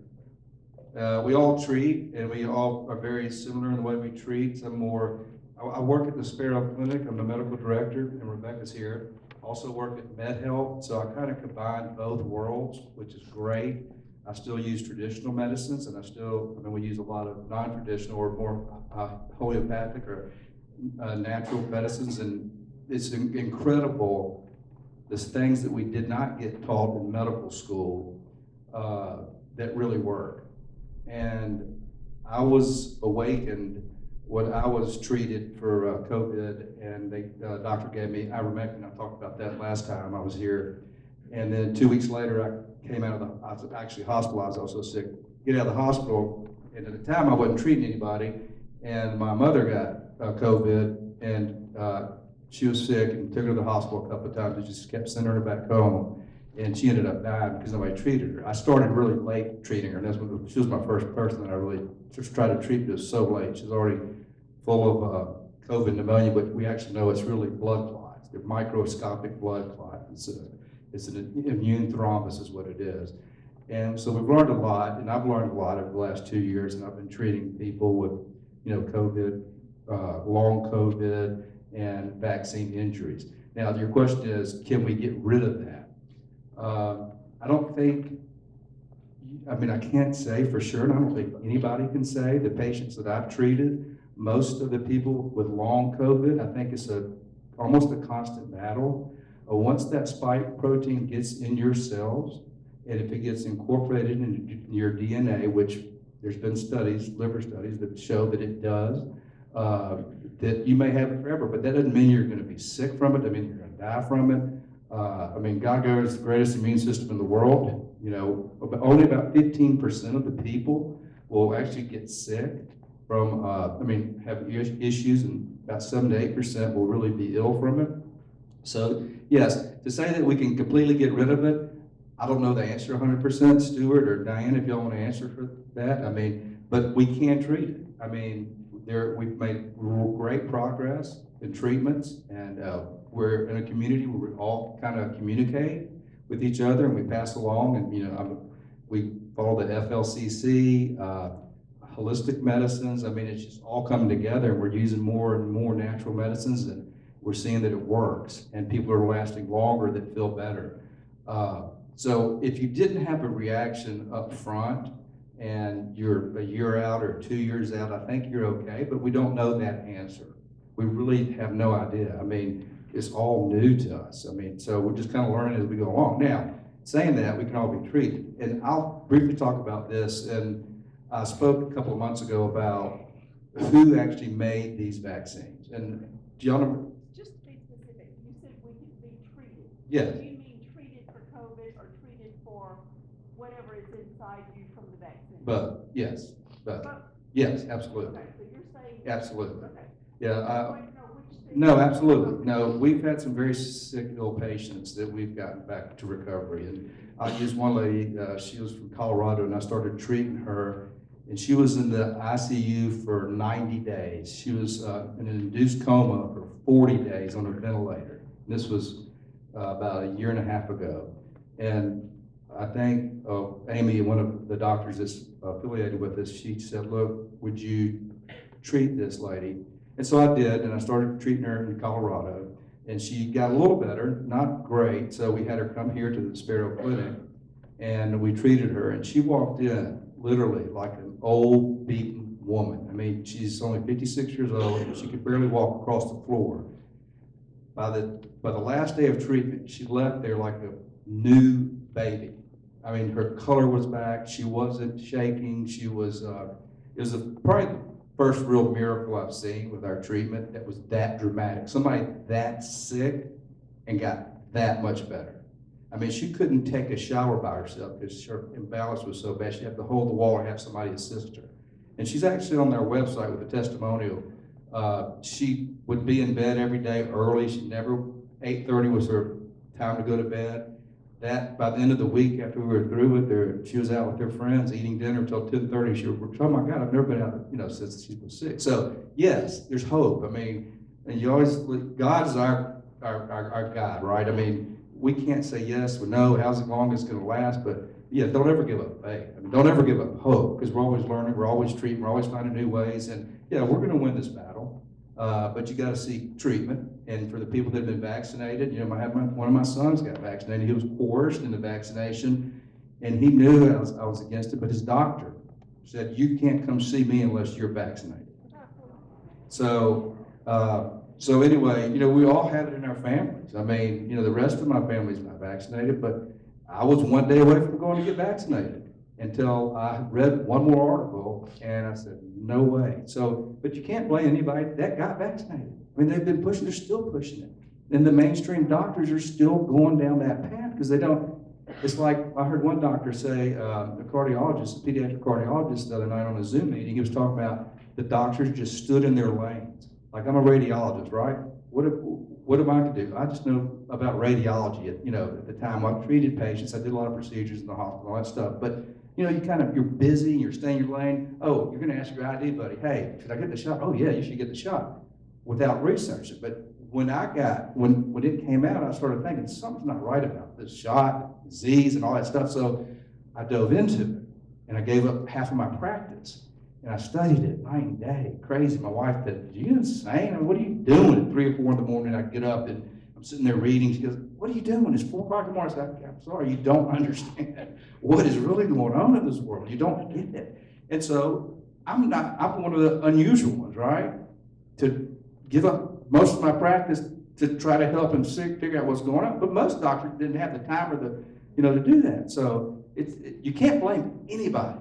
I mean, but now, you can blame the doctors, absolutely 100%. With all the information that we have, all you gotta do is seek. Just seek, and you're gonna find all this information. I mean, it's there. I mean, it's undeniable. There's still, I fired my internist, okay? On her Facebook page, it says, I got COVID, misinformation killed. It's like, and you're still, and I send her all these articles that I send out to people, all these videos. And basically she says, stop. You believe all this crap? So you can't even break through. It's like, I don't know what to do. But now I do blame them, okay? You've had plenty of time. First year, no. I mean, everybody was scared, people were dropping left and right. So, but we know what's really caused it. I mean, a lot of that was the flu. I mean, still, if you had a bunch of comorbidities, and what happened to the flu? Not one flu case that year. I mean, really seriously. So basically, it was there too. So the COVID numbers were inflated and all that. So yeah, it goes deep. But real quick, we all think Pfizer, Moderna made all these vaccines. Well, I've learned this a couple of months ago through McCullough and a lady named Sasha Latipovia, I think her name is. Anyway, that the vaccines were actually made by the Department of Defense, okay, and DARPA. And who's in charge of starting that emergency use is the Health and Human Services Secretary. And so, of course, he's not in control. Somebody or some force, whatever is the World Economic, whoever it is, they started the process. Well, Moderna has been in bed with DARPA since 2011. And of course, Moderna never had a medicine that came to market ever. They were actually developed, the company was developed to produce this, okay? And so, you think, oh, the vaccine is made in a certain lab. Well, it's not. There are myriads of companies, most of them are defense biological companies, all throughout the world that make certain parts of the vaccine. And then they get sent, and basically Pfizer, Moderna, Johnson & Johnson are the distributors of these. And so that's why they get money from our government. That's why they got all these billions of dollars from us to distribute it. And, people ask me, well, why I don't know anybody that died, a year ago. I don't know anybody that got sick, and I took it and I'm fine. Well, here's one reason. That when they did the trials, Pfizer did their trials, they used an amount of 0.45 milliliters, okay? So that's how they made it. Now, it was only about 72% of integrity for the mRNA. So that means that only 72% out of 100 people, 72 out of 100 people actually got a good shot, meaning the mRNA, okay? So 28 people got nothing. I mean, in meaning that no mRNA or active mRNA was in that shot. You might get a lot of other debris, and I actually, I don't know if y'all have seen videos of these scientists looking at what's under the microscope. I actually did that. And I got videos of that, and it's incredible what's actually in the shots besides the mRNA, okay? But we'll talk about that another time. So anyway, so what they did, that was 0.5 milliliter they made. Well, when they started mass producing it, they went from 0.5 milliliter to 900 liters. So think about that. These companies that were making this stuff, they went from 0.5 milliliter to 900 liters. That was like 20 million doses. So the quality control, there was no quality control. They didn't, for the first year, our wonderful CDC and the FDA said, we're not gonna manage y'all. We will not have any quality control. We're gonna leave it up to the companies that are making this. So if you were one of the lucky ones, think about that. You're making this big pot of soup, 900 liters of it, and you're trying to keep this stuff intact, the integrity. And it's very difficult to keep the mRNA intact. All right, and you got to keep it at a real cold temperature, and then you got to transport it. So you really don't know how well it's going to stay intact.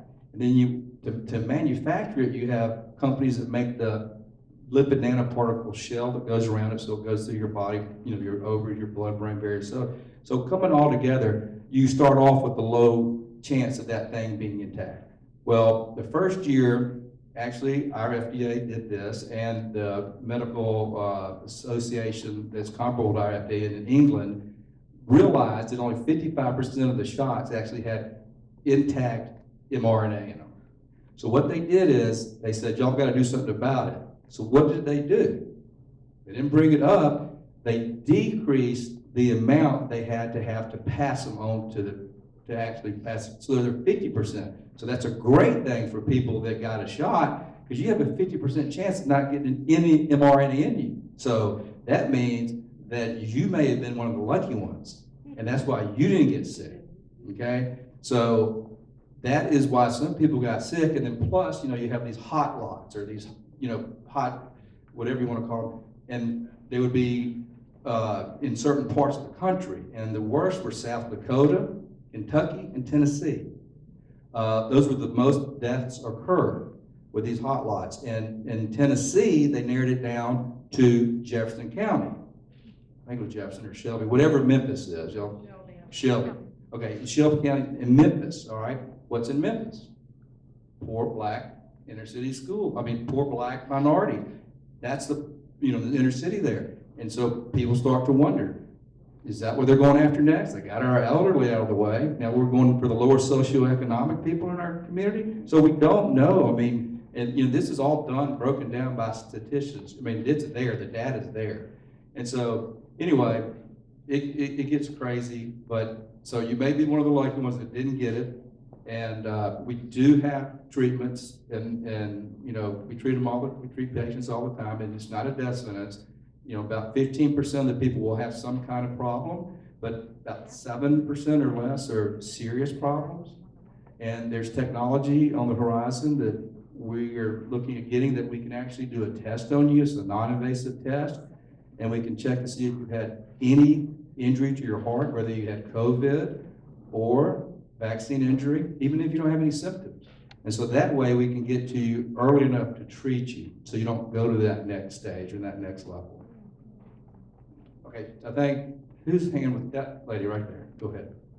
What's happening with does this affect our blood banks, our blood supply? Because if everybody, all these people are donating, I mean, does the mRNA stay in the blood? Well, what's a great question. Indefinitely, Yeah. it's in our blood banks? And That's we can a get great blood question. It's usually, I mean, it's probably not the mRNA at this point, it's probably just the spike protein that's still around, so we don't know for a fact. I can tell you that y'all probably heard of Richard what's his last name? Hirschman, thank you, Richard. I'm gonna talk to him last night. But he's the embalmer that came out, thanks to 1819 News. Anyway, I've worked with him. He's actually been to my house and brought me these clots that are coming out of, they're like fibrous strings, right? And the only people that he has found out about are the people that have been vaccinated or got a transfusion. So now, he's not 100% on the rest because he can't get the data. He's just an embalmer, so he doesn't know for sure 100%. But yes, I would be very leery. There's people that are trying to start blood banks that's very difficult to do that, but we're going to do it. Okay, we're working on it. So absolutely, I would be scared. I mean, I'd be hesitant. I mean, if you're going to die and you have a choice of death or the blood, I'd take the blood. I mean, but you just roll with the dices. But yeah, no, that's a great question, and I believe personally that there's some, I would think it's more than just the spike protein of the virus or the shot that could be transmitted. I mean, we don't know. We don't know about shedding. We know that you can get it. Y'all don't understand what shedding is? Everybody know what shedding is? Yeah, we know that happens. It happened to my daughter. I mean, she was working in a salon over here in the Crestline Village, and everybody in there was vaccinated except her. And she came to me, and she may kill me for saying the story in public, but she came to me and said, "Dad, I didn't have a period this month." I said, "Oh, great." She's 21 years old, dating somebody. I said, "I don't need a child." She goes, "Daddy, I promise you I'm not pregnant." I said, "Okay." So she tested herself, some blah, blah, blah. Next month comes along, same thing, no period. I said, "Something's wrong." And this was right after I watched the Jessica Rose video, and she talked about shedding. It happened to her. She's like 40 or I don't know how she is, maybe you're young 40s or 46, I don't know what she is, but it happened to her. So I said, "Oh my God, you're injured from vaccine shedding." So anyway, they found out that she wasn't vaccinated and they wanted to fire her. And they said, "No, wait a minute, we really love you. You're doing a great job. We're gonna keep you here, but you gotta wear a mask and a shield." And I said, "Gone." So she left. A month later, her period started back. So, So I know some young guys that have blood clots from not vaccinated. So is this also one of them? yes, absolutely. No, absolutely. I So are mean, there other heart issues that can happen? absolutely. Yeah, I mean, Atrial fib? yeah, absolutely. My mother-in-law, who's living with us now, we have our family keeps growing. I mean, I got a 26-year-old, a 24-year-old, and a 22-year-old, a 4.5-year-old, soon to be 5, and a 4-month-old, and her parents, and their parents, and now mother-in-law. Does anybody else want to live with me? So anyway, long story short, this lady, my mother-in-law, is the most healthiest elderly person I know. She's 85, soon to be 86, February the 21st. And never had a health problem. She always brags about it. She's a great lady. So she just irritates sometimes. Oh, I'm on camera. Anyway, so she always is saying how great of a health she is. She gets vaccinated. And I think one of my relatives, because they were traveling to Greece, big vaccinator, and she said, "You're going to get vaccinated." She not only got vaccinated, she confessed to me that she had 2 boosters. Never had a heart problem. She's living with us now because she went into AFib. She's been ablated, and her blood pressure shoots up to 200, so she's with us now. Absolutely, 100%. That's a very common side effect from that. But not from the vax, I'm saying. No, from the vax, or COVID, I mean, oh, no, well, I don't know about the effects of children, I just know, the only examples I know are about women that have had menstrual periods, yes, and when I'm in a big crowd like this tonight, I'll go home and take some ivermectin, and I'll do some nasal, spraying and stuff like that, just whenever I'm in a big crowd like this in a confined place, just because I don't know. I mean, we don't know, this is, like I used to tell people, if somebody tells you they're an expert at that, get away, because we don't know. How can you be an expert? It's just been out for 2.5 years, we're still learning. I mean, it changes all the time. We're just doing our best to try to keep up with it. The information is overwhelming. We try to have our practices, and we're trying to learn this, and we can only know so much. So, but yeah, you never give up. I mean, we're gonna win this battle, okay? It's like he's talking about good and evil. I mean, we're gonna win it. Yes, sir. If you were vaccinated about 2 years ago, do you recommend any treatment? What do you do? Well, I would probably get treated. I would probably, go through a course of, personally, I would definitely take a course, and you can do this anywhere. We do it at the clinic, MedHealth does it. But just as if you had COVID or long COVID, and just get your ivermectin and stuff that we can do at our clinic at Sparrow, we do, it's called EBO2. I don't know if y'all are familiar with that. It's called extracorporeal blood ozonation and oxygenation. We take your blood out, and I've had it done twice to myself, and then we hit it with ozone, we hit it with oxygen, and then when we run it through a UV light source, like President Cuckoo Trump was talking about, his right arm. And so, and then we hit you with some near infrared on your wrist. So you get 4 things, and it clears your blood. It takes all the toxins out, because we circulate for about an hour, 45 minutes to an hour. So it takes about 7 to 8 liters out of you and puts it right back in you. And it's been one of the most effective things. And I think that's one of the key things that helped that lady that came from Colorado. So yes, absolutely. And if you're out 2 years, if you have any symptoms, then, jump on it. But yeah, I think it's important to go ahead and clean your system as much as you can. And there's different baths that you can take, Epsom salt, and then boric acid, and is Renee still here back there? She gone. But there's certain baths you can take to try to get that out. But the problem is, if it isn't in your cells, well, that's what it's supposed to be. It goes into your cells, and your cells is the factory to make more spike protein. So they'll always be there, but so you can always take it out. To me, it's not a losing battle. You're just going to keep fighting. So yeah, don't ever give up. But I would definitely get some treatment. I'm glad you brought up that area of shedding. Because number one, actually, they know very, very few people have died of COVID. They lied a lot about it, but all of us come from the fake vaccine that they knew from the beginning was eugenics to kill off the population. But the problem is, apparently they're kicking out these exosomes out of the cellular structure. Some of it's used for signaling within the body, but also it actually escapes through the body, through the flesh, and various ways, skin to skin, and also right through the air. So what do you have, but I haven't taken it, but I'm concerned myself, being around people that have been vaccinated. COVID means nothing. Because in fact, I see just today, in Japan, they dropped all area of COVID, they said it's nothing but flu, nothing but flu. But regardless, what do you really think is the essence of the shedding? Because when they tried to look at vaccines and look from the original one, they really can't prove much of anything. Yeah, But the exosomes are really actually coming out of your skin. Right. I don't know, it's kind of like Denver, whatever particles in your skin, but it actually comes out. So what can be done to protect us? Are you acquainted with these exosomes? Oh yes, yeah. Well, that's how we think we get it, skin to skin or nasal, or Right. when we talk, little spittles come out of our mouth. Protect ourselves, for those who call ourselves true ones, I guess. Well, what can be done about that? It's staying in your house and not talking to anybody. I think you're going to be exposed to it. There's just too many people. I mean, your immune system is not everything you've got. Well, that's right.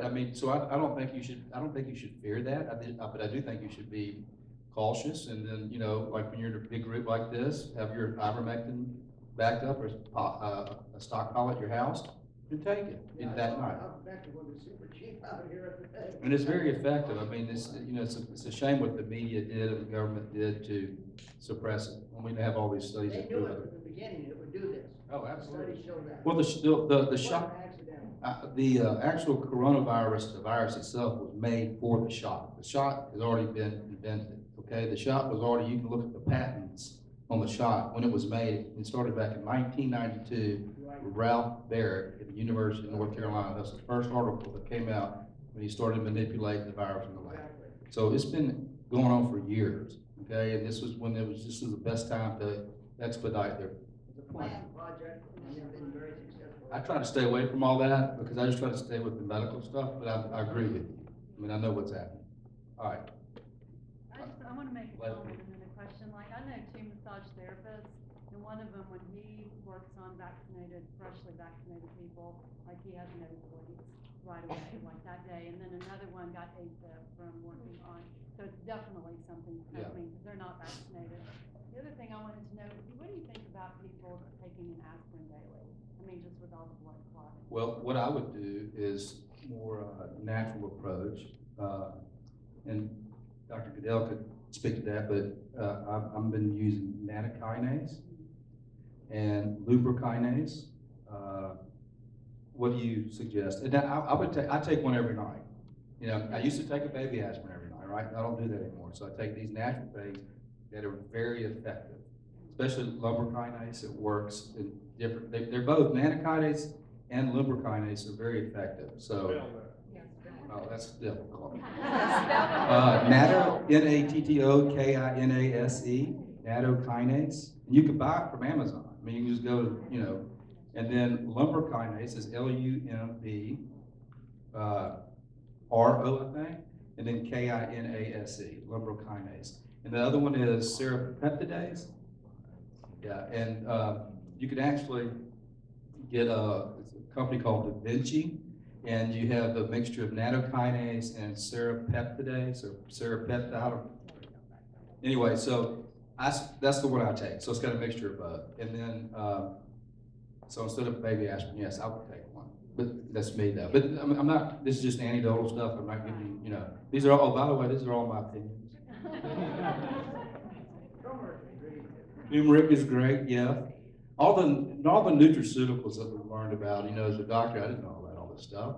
It was hidden from me. And then this whole thing has opened my eyes, and thank God, you know, we were some of the few that woke up, you know, and I'm seeing a whole different side of medicine than I ever, you know, I've been in medicine, I've been in practice for over 30 years. It's like, oh my gosh, I mean, what was I told in school? I mean, was all this a lie? Both Rockefeller and Andrew Carnegie Oh, yeah. were eugenics. Absolutely. Yes, sir. At one point, ivermectin was being suppressed and you couldn't even get it. Can most doctors write scripts for it now? Still, there's. And what about the pricing? Yeah, Through the roof? absolutely. Yeah, they gouge us, but I use a pharmacy at a Coleman, it's a specialty pharmacy, and she makes up the dosages for me, very inexpensive, and they'll ship it right to your house. All you need is a prescription. So you can call me or call our office, and I'll be happy to do it. I'm on, yeah, $50, no.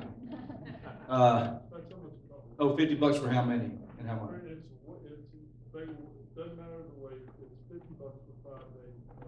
Okay. regardless of weight.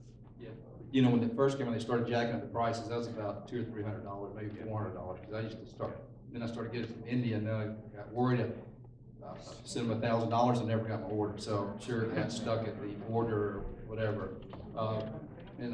So anyway, yeah, it's accessible, but still most pharmacies won't fill it, we still have to find the pharmacies. Some of them do, some Walgreens will, it just all depends on where you are and what their clientele is. I mean, What office should we call? you can call MedHelp or you can call Sparrow Clinic. What I will have to do though, just to keep it, you know, Dr. Tangersley, I mean, she's not busy enough. She's a neurologist, and my God, she's seen all these patients that have been injured neurologically, and it's horrific, and young people. But anyway, what I do is, if you want it, we'll do like a quick consult so I can be protected medical legally, and you don't have to show up. We can do a, you know, quick little thing, and then I'll write your prescription, and you're on your way. You don't even have to come in. Just go all the way over the phone. So, and Sparrow Clinic or MedHelp 280 and ask for me. Dr. Tangersley in Montgomery, Dr. Counts is here in Birmingham, Dr. Good is in, Birmingham as well. But cancers have taken all like crazy too. Absolutely, yeah, absolutely, it suppresses your, Even with his prostate cancer, he's in the booster. yeah, I know two people personally. His whole body just went crazy Yeah. with cancer once he took the booster. Yeah, that's what we're saying, that, you know, suppresses your immune system. It attacks the cells that suppress, that keep the cancer cells intact. And so you just, boom, it goes like crazy. All right, yes, ma'am. Just, for the shedding event, how much ivermectin would you take? Well, I don't think anybody knows that answer. And so I mean, But you said you, me personally, I take 18 milligrams. one, Yeah, I mean, actually, the specialty farmers can make you, one capsule with 18 milligrams in it. and that's all you take? That's all I For take. life tonight? Yes. Okay. We all get into this thing about weight, you know, we're supposed to weigh 0.2 to 0.4 milligrams per kilogram.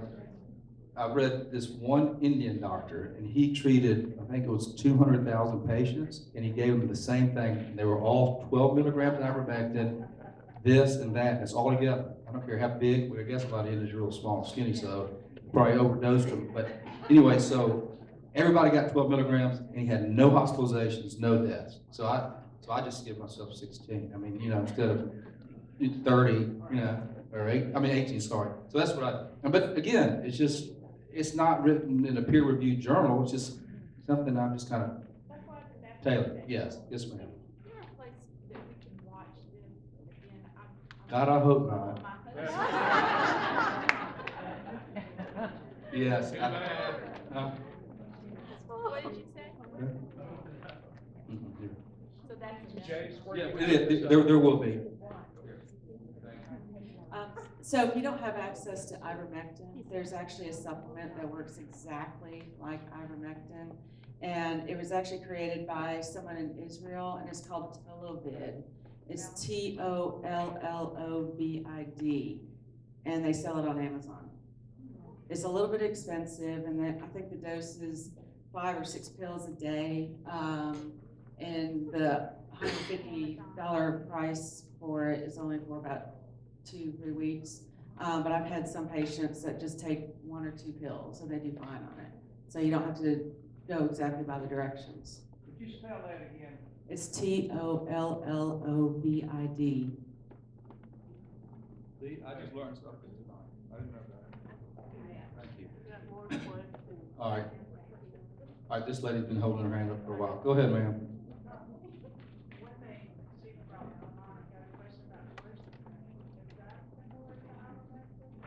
Yeah, it is. It's not exactly, but they're called zinc ionophores, meaning that ivermectin has many properties. It works on different levels. One of its properties is called a zinc ionophore. And what that does is, zinc it can't get into the cell unless it has a doorway. And ivermectin and this drug and quercetin opens that cell up so that zinc can get in there and kill the cell, kill the virus, keep it from replicating. So yes, it's a poor man's ivermectin is what we call it. I do. I got mine from India back a year and a half ago. I got COVID and had to order it. I did get tested. I know that I was sick because I had symptoms and I lost my cell and pain. Right. But, and so I was able to get out back from India. I got mine. Yeah, I mean, you can still get COVID. I've had it twice, and the first time I was really, really sick for a month. You know, fever for 14 days. Ended up in the hospital because my sats were going down. First thing UAB wanted to give me is remdesivir, and I said, no way, no thank you. They did give me steroids, and then I was out in 3 days. The second time I got it was last Christmas, not this past one, a year ago. I was sick for 2 weeks, about a week fever and not feeling good, and so it was shorter duration, and I hadn't had it since. But you can still get it if you do the prophylactic. So I'm a believer in that, yeah, do it. Like the FLCC is not even recommending it, doing it every week now anymore for prophylaxis. I still do it once a week.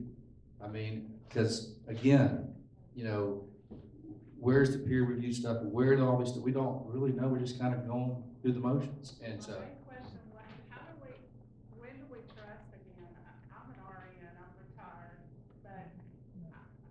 When do we trust the medical community? We don't. I mean, I won't never trust them again.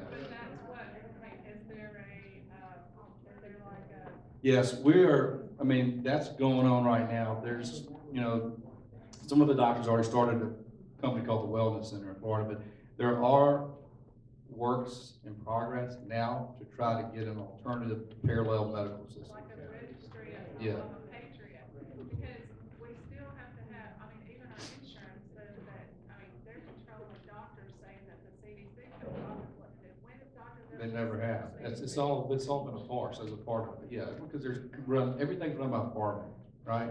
They run the government, they run, you know, the medical institutions, they've destroyed our medical schools, the journals, all controlled by pharma. Well, that's what I'm saying, the government. I mean, most of the biggest lobbyists than anybody, so, yes, ma'am.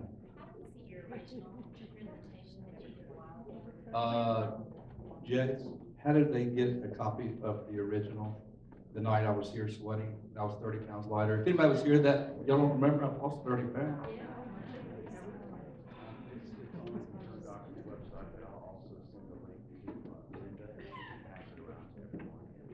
It's on the Concerned Doctor's website, and he's gonna give the link to Linda, send it to Linda, she can pass it out. Yes, ma'am. Yeah, I have a friend that lives outside of Manhattan, and she said her exterminator, their employer is having them on a low dose, what they call a maintenance dose of ivermectin, and he's been going in and out of people's houses, doing their work all of them for 3 years, they've never been sick once. Is that a good idea to be on a maintenance dose, or have you ever done that? Yeah, it does it every week or every day? I don't know if he does it.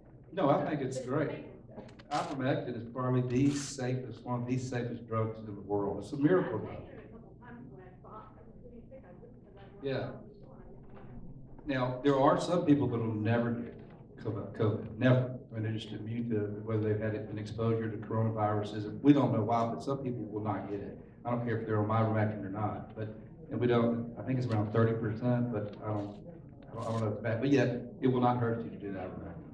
Matter of fact, it's got so many other positive benefits. Full 5 days every week? Oh, no, I just do it one day a week. I just take it once a week. Stuart, what do? You take it? Before he takes it during the heat of a flare, during an outbreak, he'll take it twice a week, but normally Pierre Corey, Dr. Corey, he takes it, like there's an outbreak in the community, he'll take it twice a week, every about 4 days. Ivermectin will stay in your system for about 3.5 days. But with it's just a regular, you know, we don't have a big outbreak, he takes it once a week. And what is your phone number? Oh. What is what? She's got, like, office phone number? What is our phone number? Look up Sparrow Clinic. Absolutely, Sparrow Clinic. I mean, I've had a doctor here in the States get it for me a couple times. That's yourself. But I don't want them to feel like they were really. Yeah, that's funny. Questions? Oh, I don't care. I hope they, well, I'm not gonna say that, but yeah, I don't care about. Should I get the Tennessee number out? All right, this lady back here in the pink's been standing up. Yes, ma'am. Do you think that the monoclonal antibodies infusion were safe and effective is my first question. Second, are you seeing and treating a lot of tachycardia and elevated heart rate in unvaccinated people? And hair loss. Okay. Hair loss, have you been able to treat or figure out anything about that? Well, Stuart may know more, and Dr. Counts may know more, and Noah, thank you. I'm losing my mind. Anyway, hair loss, yes. Heart arrhythmias, yes. I've got 3 people that I know personally, not even my patients, family and friends. Elevated heart rate and hypertension is a huge thing. I mean, the number of people that are hypertensive now, that's happening. What was your third question? Oh, monoclonal. Were they effective? Yes, to a lot of people. Well, we can't even get them. They don't even use them anymore. Okay, I don't know that yet, but this is the way I practiced. I mean, again, I'm not the expert, right? I'm just telling you how I did. It was a emergency use drug, right? So were the shots. So if somebody was dying and really needed it, I would give it to them. Or if they begged me, say, I want the monoclonal antibody, I would give it to them. But other than that, I stayed away from it personally. A lot more doctors were eager to jump on it, okay? And they were fine. But we just don't know the long-term consequences of that, okay? This is a new drug. I mean, it's a new thing, so I just wasn't comfortable with it. Now, if you begged me for it, yes, you were gonna get it. If you were sick and dying, and I think we gotta really do this to get most of this stuff out of it, yes, I would do that. But yeah, again, I would save it. I would reserve it till the yes, sir. After everybody, I just wanted to add something after everybody's had their question. Okay, who's next? Okay, Ivermectin is over the counter in Tennessee, and you can call a compounding pharmacy, and I have the number for it if anybody wants it. yeah, that'd be great. You get 60, you may get 50 now because I think the price has gone up. You either get 50 or 60 pills for $100. It's a great, I get Is it 30, everything. 3 milligrams, or if it's No, compounded, it's probably 6 or? it's 2U compounded, either 12, 15, 19, Okay. whatever you need, and it's the same price. Oh. So you can get 10, 15, 19, 24 for the same price.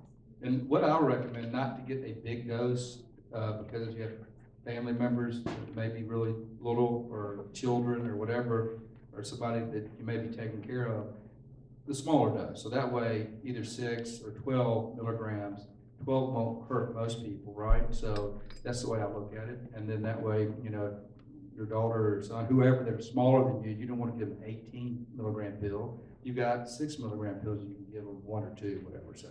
Because mine got confiscated from. The border? And the CDC and the Yeah. FDA disposed of it for me. Yeah, well, I'm sure they got mine too, or they used it. And they sent me a letter. Julian, will you say the number out loud? Okay. You wanna read it out loud? You want the long number out loud? Yeah. Yes, please. It's called John, the owner's name, pharmacist's name, he's a doctor pharmacist, is RX Compounding in Tennessee, and the number is 931-388-3999. And they'll mail it right out, and if you're already sick, you know, then he will overnight it and charge you extra for overnighting it. Does he charge you for routine shipping, or for Alabama people? I can't remember, I think he charges for, but he can ship it out of state and everywhere. But, the shipping's pretty cheap, I can't remember. 'Cause The Coleman Pharmacy that does it, they don't charge you if you're in Alabama, so shipping's free, and it comes to your door. What's the name of that one? It's Coleman Specialty Pharmacy, but you have to have a doctor write you the prescription, so that's why, you know, if y'all need one, contact one of us, and I'll be happy to help. Yes, ma'am. Can you explain the shedding, like, if you're near people that are vaccinated, this needs to be a lot of people? Well, I mean, the proteins that are coming into you? yes, and we don't know exactly. I mean, they believe it's from the exosomes, which carry these little particles. I mean, like I say, when we talk, everybody has little spittles coming out of their mouth. I'm a radiologist, so I'm reading, you know, on a monitor all day long, but at the end of the day, it's like, oh my God. I mean, where did all that come from? It's all on my board, so I don't even realize I'm doing it, right? So in those spittles, they believe, are these exosomes that are carrying, we don't know, is it a spike protein, is it mRNA, or what is it? Is it a bit of the protein? But we know that something happens. It is transferring. Is it skin to skin, saliva? We don't know that for sure, but we know that it happens. Is it, And we don't know, how much we, it's affecting you, do you know? what's that, I'm sorry? Is it affecting you as much as the vaccine? Well, like Sandra was talking about, that she knows people that have been infected, like the masseuse she was talking about, what she said, one of them developed AFib or something, and, you know, and a nosebleed. Be as effective as the vaccine, just the shedding? I don't know. I don't know. It can affect you, is all I know. It can affect you. Now, how close do you have to be? I don't know that either.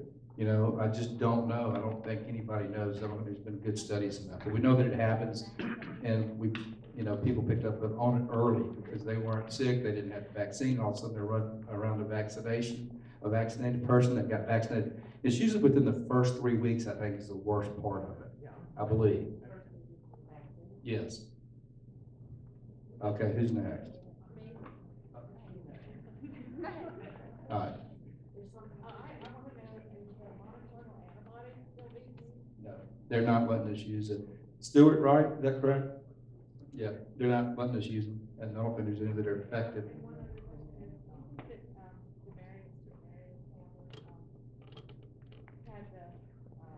Trauma to his heart, or the, no, we don't even know if he's still alive. Have y'all seen him? Seriously? Yeah, we saw that. We saw that. I mean, she's a neurologist, and I guarantee you, for somebody being down that long, and I doubt his brain is even with us anymore, seriously. And I haven't seen him in public talking. You don't hear anything about him. Nothing. It's silent. I would bet that he's probably brain dead, if not dead, and they're just keeping him alive. That's my personal take on it. But yeah, absolutely, it had nothing to do with the hit. Not even close. Usually that kind of trauma is from a high speed, like a baseball or something, that gets hit right to a certain part of the ventricle of the heart, and that's what starts it. Not a hit. I mean, how many years of football? You know. Oh no, they were all vaccinated. Yeah, absolutely, the whole team. And you know, there's one thing that was circulating that he just got vaccinated in December, but I don't believe that because I don't think anybody knows exactly when he got vaccinated. But we know that he was vaccinated because their whole team is vaccinated, so we do know that. Yeah, and that's what I mean. That's one of the theories, that you have underlying myocarditis, which is subclinical. You don't know you have it, and when you're stressed, your catecholamines, your noradrenaline and all that starts pumping your heart to keep up with your stress. When you've been injured, so your heart can't keep up with it, okay? And either you're gonna have failure or go into an arrhythmia and die. So that's the theory, or one of the theories. So that's why you see more soccer players dropping dead in Europe than football players, because football just do a sprint, then they take a break, okay? Basketball players, again, they have time periods where they're just, sprinting for a couple of minutes to stop. Soccer players are going all the time, and their hearts can't keep up with it. So that's why you see a lot of these soccer players dropping dead. Oh, yeah. That's awful. There's already been over 200 kids that have died on the football field, in the soccer fields in this country. You're never going to hear about it. It's over that. So, yes, sir. You said earlier, you had ordered some ivermectin in these countries. It sounded like it didn't go well. I have too. I've ordered it twice. It takes a while, but I got it back. My question is, we don't know anything about how to make this stuff. Right. I don't think we know anything. Trust them? No, I don't. But again, most of our medicines aren't made in this country, right? Most of them are made in China or India. So we get 90% of them from them anyway. And we don't know. I mean, that's why I like these compounding pharmacies, because I know what they're putting in it. I know the lady. I know the owner of this pharmacy. I know exactly what she's putting in. It's pure grade ivermectin. Well, the Indian guys call me 3 times a day. Well, tell them to send my batch, because I ordered the first time and spent about $300 and I got it. The second time it was $1,000, never saw that. And I wrote them like 10 times and finally said, we'll send you another thing. Never, that was it. So I know what that sounded like. I paid for somebody's dinner for a few nights. All right, who's next? Do you see, or I don't know if you're tracking the vaccines and seeing certain things with each vaccine different from the, like J&J? Well, the J&J, I think it was McCullough, I can't remember who said it the other night. Basically, it's an adenovirus that uses a DNA technology instead of the mRNA, which is basically, they all do the same thing. They're gonna get in your cell and produce the spike. But they do it in a different way. And so they believe, I think this was the study the other day, that if you had the J&J, I think over the long term, you had a better chance of surviving, okay? If you had the other two, you have a less likely chance of surviving, like when compared to COVID. So overall, your chances with the Moderna or Pfizer are down, especially Moderna, because Moderna has the highest dose in their vaccines. Like, let's say, I'm making these numbers up, but let's say you get 10 billion per shot, with Pfizer, you get 100 million with Moderna. So that it's a huge difference. And I know a doctor here in town who actually had, I think he had the Pfizer for the first one, or maybe the second one, and he couldn't find a booster. So he drove to another state, and they gave him a Moderna as his booster. He ended up in the emergency room that night with heart issues. He's fine now, but to me, I'm thinking we're gonna see problems down the road, for sure. So, yes, ma'am. Couple different questions, and things. One, have you seen a study about spike protein in dandelion? And dandelion? So, I don't speak doctors, but it says. I don't either. It says common dandelion efficiently blocks the interaction between the ACE2 cell surface receptor and SARS-CoV-2 spike protein B61, and then it gives a whole bunch of D and numbers. All right, this is the lady you need to talk to right there. She asked me, I haven't heard of it, it's not uncommon use yet. It says this thing at the top. Yeah, McCullough had talked about it. Dr. McCullough had talked about dandelion. Did he say good or not good? He said it was good. Okay, so like, we started drinking dandelion coffee, is that good, or, I mean, like, or dandelion extract, is that something, because I did read it was a good blood cleaner and a good liver detoxer. I don't think it could hurt you, absolutely not. The other thing is about the monoclonal antibodies, so our church took a little mission trip this summer, and we ended up, like, our kids choir was singing, and we ended up at a, clinic for ALS, where they're using monoclonal antibodies, and they said they kept trying to get the FDA to approve it, and they wouldn't, so they're taking the blood from these ALS patients, putting it to grease, putting the anticoagulant antibodies, I'm not saying it wrong, then sending it back and putting in it, and they've had people in remission from it.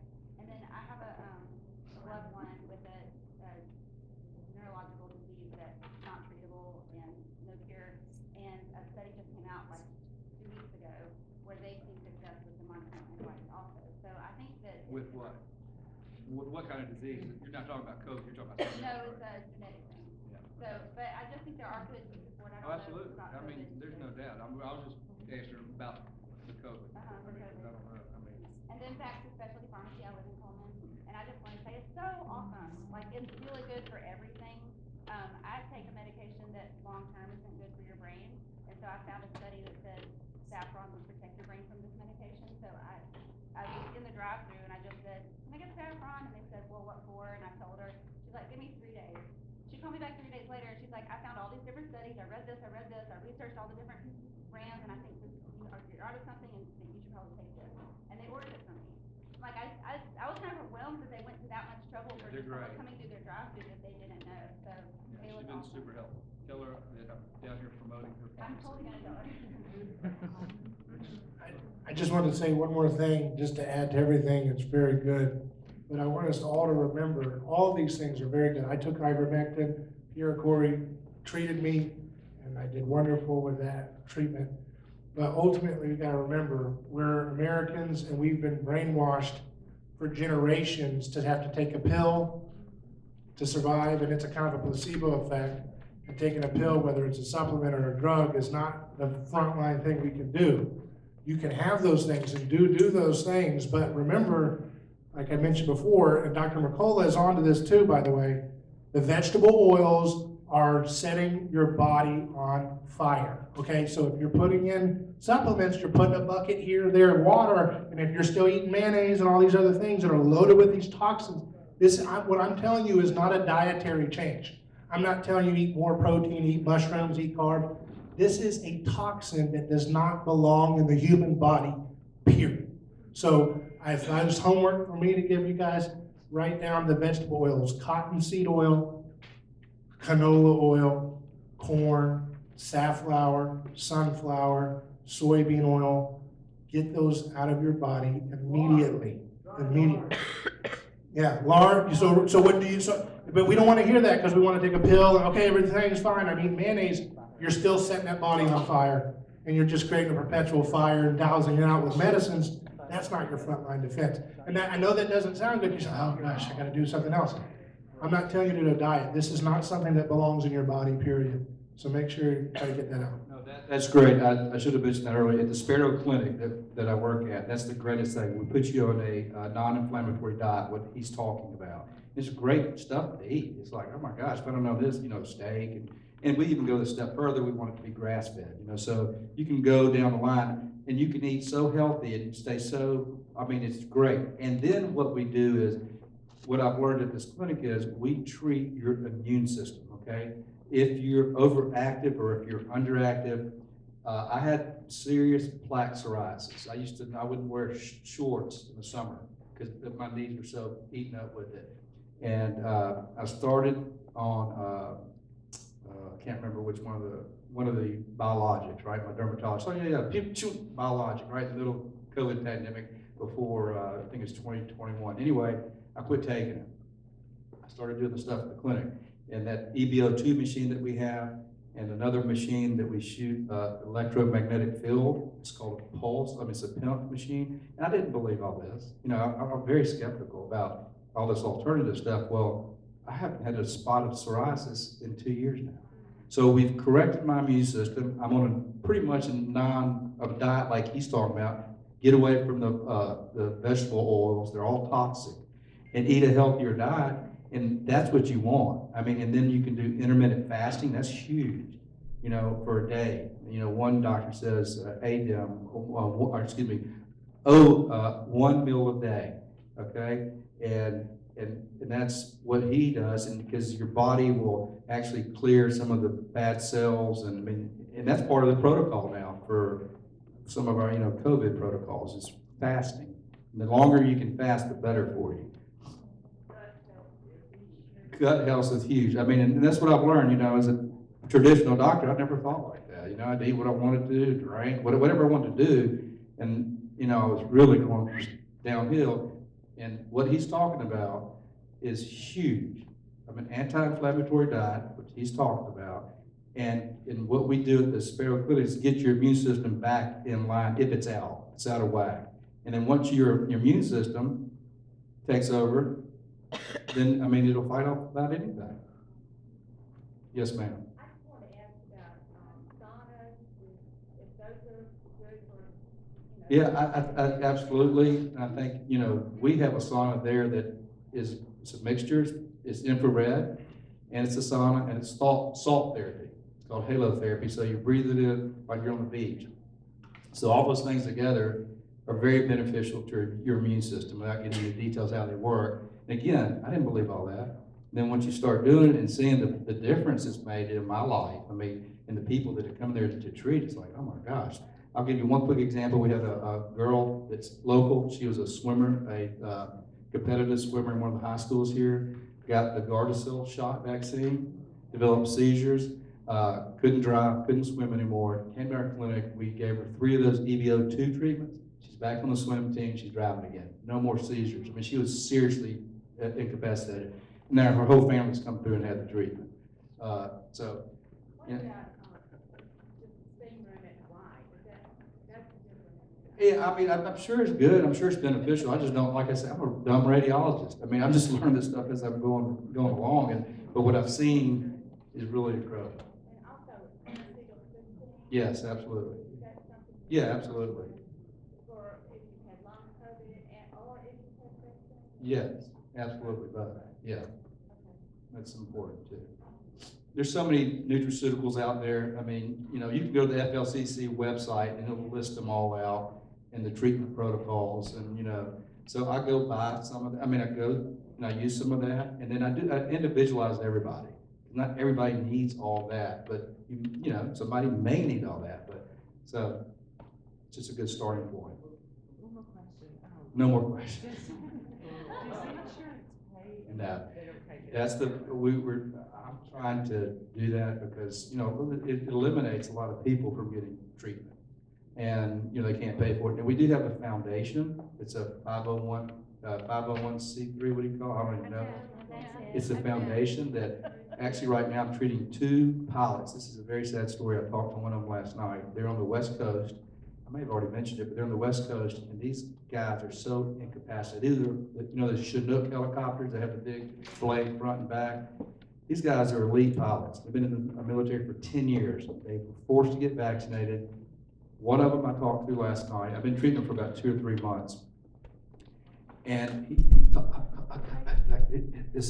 stutters so bad, he can't even get his words out. They've sent him to every kind of doctor. Nobody can figure out what's going on with him. So right now, we're raising money to the foundation. I'm getting Josh Yoder, the guy that works with Kirsch and trying to help people. We're gonna try to get him to get their flights into Birmingham. I'll put them up, I'm gonna treat them, and do the best we can. God willing, these guys will get healed, but yes. And do you have to make an appointment with you to get ivermectin, the common pharmacy? Yes, just, you can call the office and just, quick little thing. Either place, MedHelp or Sparrow. Okay. I have no, I do both. By the way, Carol's my good friend. Carol. Oh, good for you. All right, Stuart, this is Dr. Tankersley from Montgomery. Thank you, Phillip. Thank y'all for coming. I'm from Montgomery, just drove up and didn't know, I got to meet him in person last night, and it was a huge blessing over at Jason's. What he is saying, I think, is what y'all are all asking about in a different way. And what I mean by that is, what are we looking at? We're looking at a whole new paradigm as to how to address the many problems that that have been exposed, the fraud, the lies, everything we've been exposed to the last 3 years. And now, having been a doctor for 25 years, looking at how we were trained, very sad. And what I would encourage, two things. One is, if y'all, how many in here now, and this is, I would like to talk to people that have not been on our side.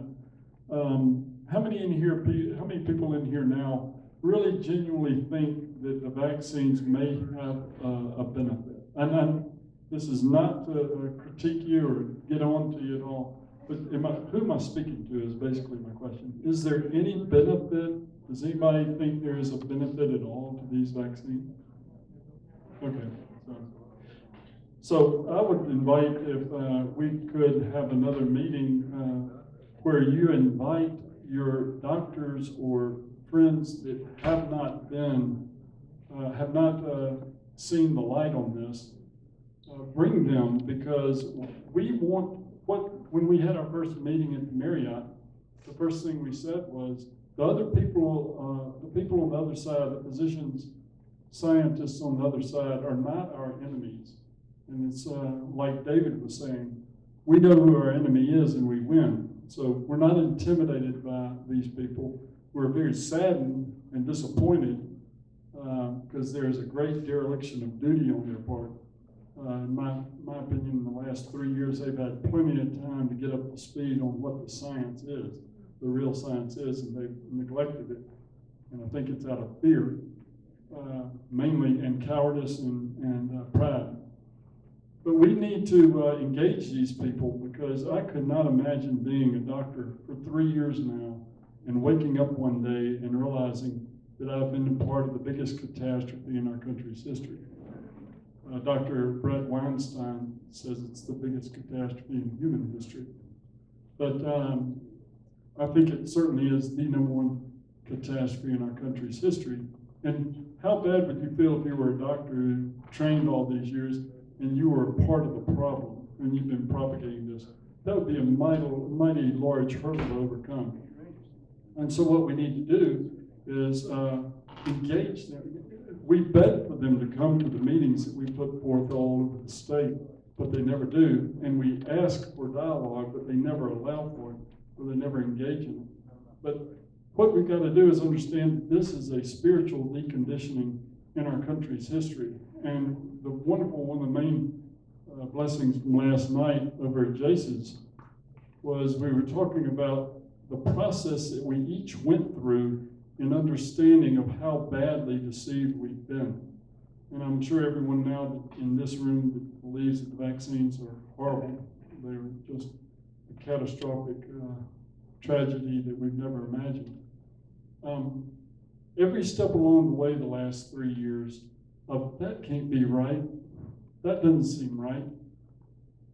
Let me go ahead and cut to the chase on this. Everything about this has been intentional and evil.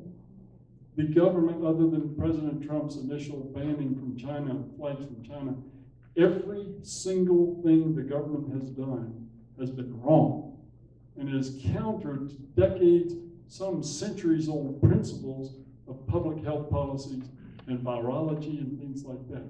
So when we accept that reality, when it finally sinks in, it should make us sad to the point of stopping and saying, now wait a minute, how did I get to this point that I could be so deceived? And then you have to wake up to the reality. I believe this to my core. You have to wake up to the reality that our culture is deeply depraved. And the only solution to any of this is for the true church to be led by true leaders, true preachers, true shepherds, to repent. They have to lead this. Ezekiel 13 is clear, Jeremiah 23. They have to lead us in this. And if we think that we're going to get out of it by engaging a bunch of other doctors and getting out of this, we may make a dent, but it's really not going to change until the church. It has to start with the preachers. The Bible is clear about this. This isn't my solution. It is the Lord himself, our Savior himself. And to David's point about how the power of the Christian can lead this country and the world in a different direction, the Lord is clear. If you have the Holy Spirit, you are the most creative entity on the planet. Yet the liberals and the crazy people get to make us be the boring ones, and they're the creative type. If you have the creator of the universe inside of you, you are a creative entity. So that would be what I would sum up with. We've got to get to the church, preachers, priests, and rabbis to repent and show us how to do it. There is a book, if y'all are not familiar with it, Yeah. written by Eric Metaxas, Letter to the American Church. He's addressing this very issue. Eric Metaxas' book, A Letter to the American Church. And this is something We we all talked need about to it get. on Brian's interview back in November. Yeah, that's exactly to the point. We all need to The get this, preacher and we need to give it to our ministers. Rather than just giving it to them, we have to hold them to it. We have to love them enough to hold them to account based on what the Lord tells us in Matthew 18. If we love them, we will do what the Lord tells us to do. If we don't, we won't. Dr. Davis, what do you think is the most convincing piece of evidence? Like, you just had a 5-minute conversation? There is one thing that scientifically, you mean, right? Scientifically, there is only one thing that there's a stumbling block, that there is no rational understanding that they can come up. They cannot get around. Dr. Michael Eden, who was up until 2012, the chief respiratory scientist for Pfizer. Kind of a big title. Smart dude from Oxford. When he gets through when he leaves Pfizer in 2012 on good terms, so there's no animus between he and Pfizer, he goes to found his own biotech company, makes $1 gazillion when he sells it 5 years later. So this guy has no beef. They didn't fire him on bad grounds or anything. He said they discovered in 2009 that the spike protein by itself, which as somebody pointed out has over 80 patents on the spike protein. The spike protein by itself, because we had SARS-1 virus infection back in 0203, the spike protein by itself is a known toxin. There is no rational understanding. There is no way anybody can justify why in the world we would give our bodies instructions to make a known toxin. And as exponentially more toxin is produced by your body after you get a vaccine than if you get infected. Does a vaccinated person, will they continue to make the spike protein their whole life? Like, I've heard that. Dr. Peter McCullough was talking about this too a week or two ago in an interview with a lady. I'd never seen her platform before, but he said that at 2 years on, yes, some people are. Is it, quick question, you know, Keith, I'm gonna get you on. So the body's immune system for the people that are vaccinated starts starts hyper-focusing on battling spike proteins, which is one of the downsides. It becomes overly efficient at trying to deal with spike proteins. One of my understandings. Well, okay, so he's saying that the body produces immunity, our immune system produces, overemphasizes, overfocuses on trying to get rid of it, and to a point, and then it turns around and says, wait, we've got to accept it. So that if we see, this is one of the dangers of the vaccine, supposedly, and good evidence, the original sin, where you're trying, what you've now done is trick the immune system in order to tolerate it, to tolerate its presence so it can keep doing about what it's doing. Then when it sees another variant, then it can't kill that variant because it's down-regulating itself, it's, governing itself not to be able to go after it as normally as it would. Yeah, that's the IG4 that they talk about. So your body. Antibody dependent. Well, It's different than that, but there are many mechanisms, but that's one of them. Several, but this are talking about like an allergy. I mean, so it's your IG4, which, so it decreases it so you don't respond to it. Right. So basically, it'll just let it in the door. That's one mechanism. That was. Right, that's right. But I wanted to, and the genius, Dr. Counts, who I'm grateful we have on the team, what we can do, what we would ask you to do, if you have any questions about particulars of the sauna, or which are all these things very effective, is go to the flccc.net, flccc.net. Go to that website. It has over 80 pages describing all of these different mechanisms. So, and then maybe at y'all's next meeting, y'all can bring back any questions that are confusing about that. But my focus would be, I think that all of these things are super important. Appreciate your questions, and I understand, I love your passion about this because y'all are awake to the fact that this is evil. But until we get our preachers, priests, and rabbis to repent and show us what that looks like, we're going to keep playing stupid. Dr. Trent, I have a question for you. So if you diagnose me with long haul COVID, what would be the first thing? Because what I understand from the conversation is that you would suggest EBO2 treatment. Is that correct? Well, it depends on what clinic you go to see there. Well, I go to Sparrow. Okay. Oh, that's right. I've seen you there. Remember? But I mean, Yeah, I mean, I I think have that, long haul.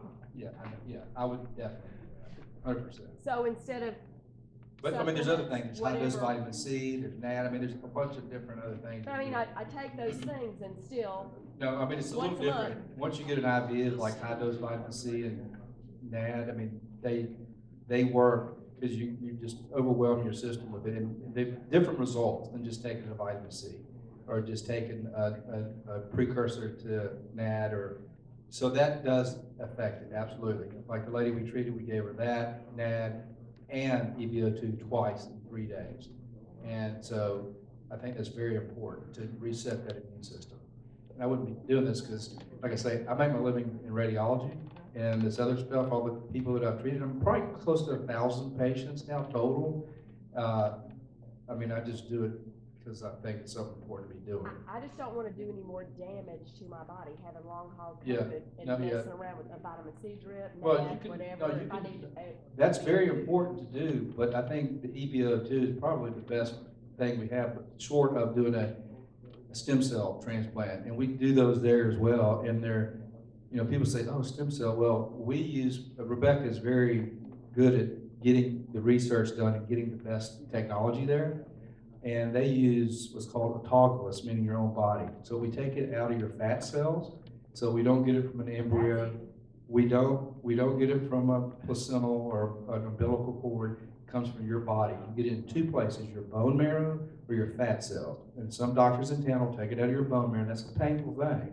And then when you take it out of your bone marrow, you take other cells out, whatever other cells are made in your bone marrow. So we avoid that. And we take it from the fat, we spin it down, we take all these stem cells out of the fat, and then you inject it into your vein, or you can put it in any part. I've injected knees, hips, and it's amazing. I have multiple stories I can tell you. One is a South Carolina football player. He's now in his 50s, had 1 hip replaced, And he studied it and studied it, and he came to our clinic, we did a couple of things, vitamin C and all that stuff, and he said, I'm gonna do the stem cell. So I did a stem cell procedure on him, injected into his hip. He called us 2 days later and said, I've never been able to sleep through the night because of the pain. And he's come back one time. And the other thing is we send 50% of your stem cells to a stem cell bank. And they keep your stem cells basically alive. They freeze them, but they keep them for basically the rest of your life. And they've been shown to be helpful. Like if you had a concussion, you can get your stem cells back to you, and you get out of that concussion. So there's amazing stuff. And another thing, one of my other stories that I've done, because that's why they hired me, because I've been doing interventional procedures, most of my career. It's just natural to me. It's easy to do the procedures. So I did a guy who had type 2 diabetes. He lost his vision, his sugar was in the 500s. And he came there and he started doing the vitamin C, did NAD, blah, blah, blah. He ended up doing, he wanted to do the stem cell. So I did the procedure on him, did it IV, comes back the next Friday because he wanted to do one more, I think, vitamin C or something else. Can't remember what he had. I'm just going to use his name. Say, hey, John, how you doing? And he comes up and he goes, man, I pricked my finger so many times. And this guy drove from Mississippi. He goes, I pricked my finger so many times this past week. I said, oh, God, I really screwed this guy up. He goes, yeah, my monitor. He goes, what's the monitor you wear for diabetes? It's on his skin, so he doesn't have to. So his phone kept ringing, ringing. He goes, it never went above 100. In 1 week, and basically that week, his diabetes was cured. Now, will that happen to everybody? Probably not. I don't think it would, but it happened to that guy. And I made him one of our other patients. He wants to get it up. I've done it for ruptured disc, and they got better. I've done injections with PRP, and a guy that had back surgery, and he's a real skinny guy. He comes to our clinic. He's a runner, great shape. Now he could barely walk anymore. So he tried all these procedures. Anyway, I did a PRP, which is taking your blood and getting the platelet-rich plasma, and injected it into his SI joints. He's fine now. So just what I'm seeing, I can tell you these stories. Now, have I been doing it? No, I've been doing it for a year now. So it's pretty incredible stuff. And I'm really impressed with the stem cell stuff. So that's what I want to get these pilots here, and I want to see what we can do with them. Because I don't think they have any. I think one of them will probably eventually die. I think he's probably got Creutzfeldt-Jacobs disease, the way he's acting. So anyway, so that's the cool thing about Spiro. We try to get your immune system back to its best potential. Yes, ma'am. What would you suggest for, like shingles? We have a friend who's had the same demise. So my sister, who has gotten the shot, she has had 2 bouts of shingles this year alone, or last year.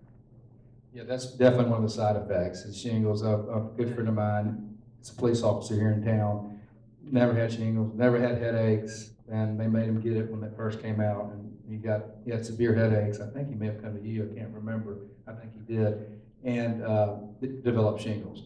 So, but yeah, I don't know how Stewart treats, and I don't know how you treat, but if you came to our clinic, what we would do is, again, get your immune system to the highest potential so your body will take care of it. And it works every time, or at least since I've been there. Yeah, that was going to be one of my questions I had for you, and that is, I've run into this, and I would give them, after their second one, I would give them suppressive Valtrex and tell them to go to the FLCCC website and go to the detox of the post-vaccine injury protocol. And that would hopefully help it, and that will allow them in a few months to get off the Valtrex. But I would like to know at what point, because of the cost, because it's so expensive, kind of expensive, is at what point would you advise people going from the regular FLCCC protocol to detox? What symptoms would you then say, okay, whether it's shingles recurrence or whatever, would you then say, come on in and go through this? To me, I think if it doesn't work, if he keeps getting recurrent shingles, I think that's the time. But I would definitely try, something else because there is an expense there. Now, how long do you want to wait? It's going to continue to get worse. So just, there's some ladies that, I had a friend, I'm not promoting this at all. I'm just saying there's a little machine that we can treat acne and facials. Do all this stuff and it's like $140, $150. And a friend of mine was going to go get Botoxed, okay? And I said, well, how much are you going to spend? She said, this astronomical price. I said, why don't you do this little machine for $140? and try that. So she did, and she's never gone back for Botox, because there are risks to Botox. I mean, everybody thinks it's so benign, but my point is, it's a personal thing, and how long do you want to try the mainstream medical stuff? And like I said, I live in both worlds now, and I still do both things. Okay, I got a guy on Valtrex who's got herpes simplex that's recurring, and I just put him on that, and he's doing better. So I do both. And it's really a personal thing. When do you feel like you or the patient is ready to, spend a little bit? I think the EBO treatment, you go to the website, Sparrow's website, and you'll actually see me having the procedure done. I think that procedure is $1,250. And to see the outcome of what I've seen so far is worth it. So, I mean, it just all depends, I can't put a price tag on health. I mean, so, anything else? Oh, no. Okay, I'm just kidding. We've talked a lot about, vaccine injury and what to do if you had the vax and, detox and so forth. But what about someone who had COVID, but maybe doesn't even think that they have any long COVID symptoms or anything like that? Do you have any recommendations on? I mean, personally, I think if you got over it and no problems, leave it alone. Leave it alone. Forget it. It's just like, I mean, literally, it's just another cold virus. But you are meeting people who had COVID that did not get the vaccine. Right. Yes. Yeah, but I thought I read that the spike protein was also present in people who had COVID, not just the vaccine. Well, the spike protein is, I mean, the virus has the spike protein on it, okay? So you either got it naturally, but your body starts defending it as soon as you breathe it in, right? You start making what's called IgA antibodies. So you start fighting it here. This thing right here, when you get the shot, is bypassing your natural immunity starting from your nose. It goes right into your muscle, your blood, or your lymphatics, or your venous system, okay? And then it spreads out. So it misses this whole immune process, okay? So it's different. And plus, the way they made the vaccine, they modified it so it'll last longer. It won't degrade as quick. So it's more lethal in that respect as well. So, but yeah, they're both, like Dr. Tankers was saying, the spike protein is the killer. Why in the world would they use that piece? Why didn't they do it like they did all the other viruses, either live attenuated or whatever, and do the whole virus? Because that way you'd fight it all. But with that spike protein, that's the only thing that your body sees now. But that's how they made it. I mean, it's very evil and it's just.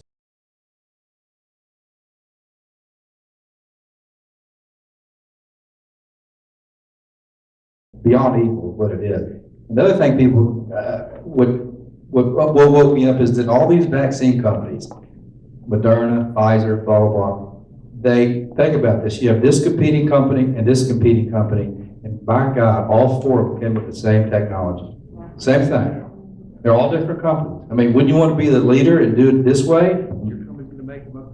It's time to go to bed. And your company makes the most money, but they're all doing the same thing. So you know it's something above that's controlling all of it. It's the same thing. Maybe it goes to the DNA or the mRNA, but it still goes into your cell and produces a spike protein. It works the same way.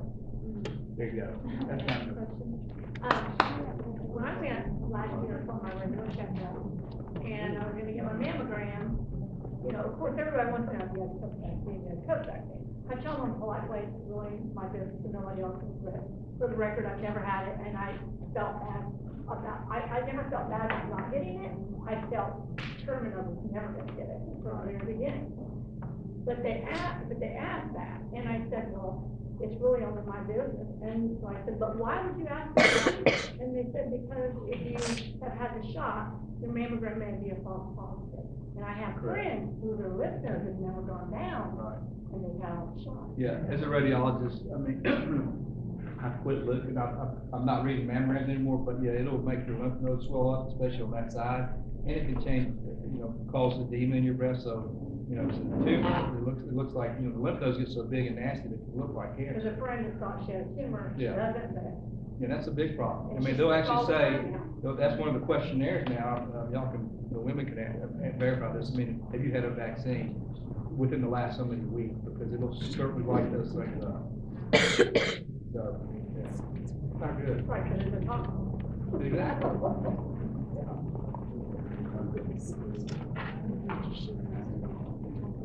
Did you want to say anything, Dr. Cal? You sure? Yeah, she's the expert in the neuro stuff, so.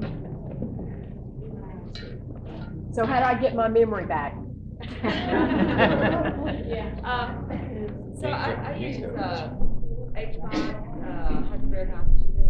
Use what? Hyperbaric? H5, hyperbaric oxygen, and that helps with a lot of brain fog. And, so, you know, it's not necessarily competing, but I'm medical director of Restore Hyper Wellness, right down the street. I couldn't hear you. I'm a medical director of Restore Hyper Wellness. Restore. Yeah, and it's in Mountainburg, and they have, you know, low pressure, hyperbaric oxygen, and it's great for concussion and brain fog that we see from long COVID and, vaccine injury. And then they also have the photobiomodulation. And so that is, helps multiple aspects, anywhere from hair loss to brain fog to, you know, rebooting your mitochondria to regenerating, you know, melatonin, which also helps with inflammation. So I'm a big fan of red light therapy. In fact, I can get a couple of panels in my office now and then offer it to my patients, so they can do it there too. What's the name of your practice? Restore? Well, I don't really practice there, but I'm the medical director, and I have a private practice over on Valleydale. And it's Neurology and Neurodiagnostics of Alabama is the name of it. Say that again. Neurology and Neurodiagnostics of Alabama. Red light, very, very good. Yeah. How do the doctors feel about taking melatonin? I'm sorry? How do you feel about taking melatonin It's great. at night? Just 5 milligrams of melatonin. Yeah. It's That's fantastic. great, right? So, yeah, it doesn't have a biofeedback. So, you know, people have this false sense that, oh, if I take melatonin, my body will not make melatonin. That's not true. And it actually works as an anti-inflammatory. And it That's what I actually thought. Yeah, it actually has great studies in pediatric migraine as a preventive for migraine in kids. Preventative for what? As a preventive for migraine in kids. And so I prescribe it to all my migraine patients because they have bad sleep. Oh, great. Praise God. Yes, an immune modulator, and, some people in the holistic world don't like it every day, but I think more evidence is showing that it's beneficial. Well, if you can't sleep at night, your body can't heal. That's Right. And the intracellular melatonin that you get from infrared, that is intracellular melatonin, okay? Not the one that's produced in our brain, but it's actually, that's one of the most important antioxidants within your cell to help your mitochondria. Your mitochondria is like an engine, right? That runs everything. If you lose your mitochondria, you'll be dead in a few minutes, a few seconds. And you got to keep your cells going. Those are the powerhouse cells. It's like your core engine. When they work harder, they get heated and they produce radicals. You have to have something there like NAD or whatever to kill those, to calm those radicals down. Intracellular melatonin is probably the most beneficial free radical killer. So where do you get intracellular? Sun, infrared, the red line, that's how you get that. I mean, normally you get it, I mean, a little sun exposure or whatever, your body produces enough to do it, but that really helps in the healing process. And someone said that, you know, what would you do if you've been exposed to spike protein? If they're asymptomatic, I do two things. Diet, so clean up the diet and then do intermittent fasting. And then I get set up with photobiomodulation. I can't hear the last one. The red light therapy, the photobiomodulation. So I do those two things if I was asymptomatic and I was worried about spikes still kind of floating around the system. I've had probiotics. Oh, yeah. Yes, absolutely. Any particular one? Depends on what. Biome.com is a wonderful home test that's affordable that you might want to consider. What is that? BIOME.com. I've done seed.com, and so it's a combination of prebiotic plus probiotic. Seed, yeah.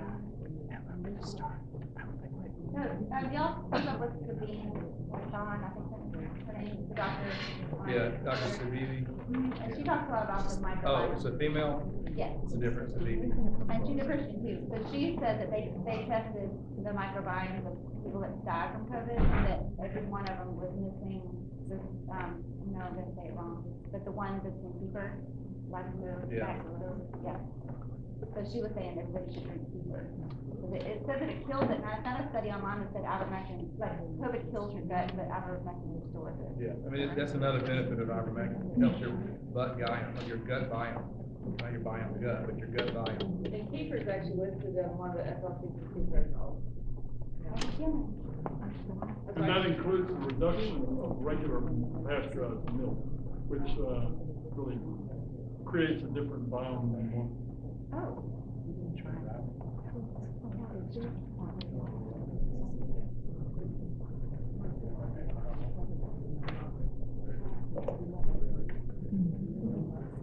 Well, it's been a great night. We're so Great night. glad you came.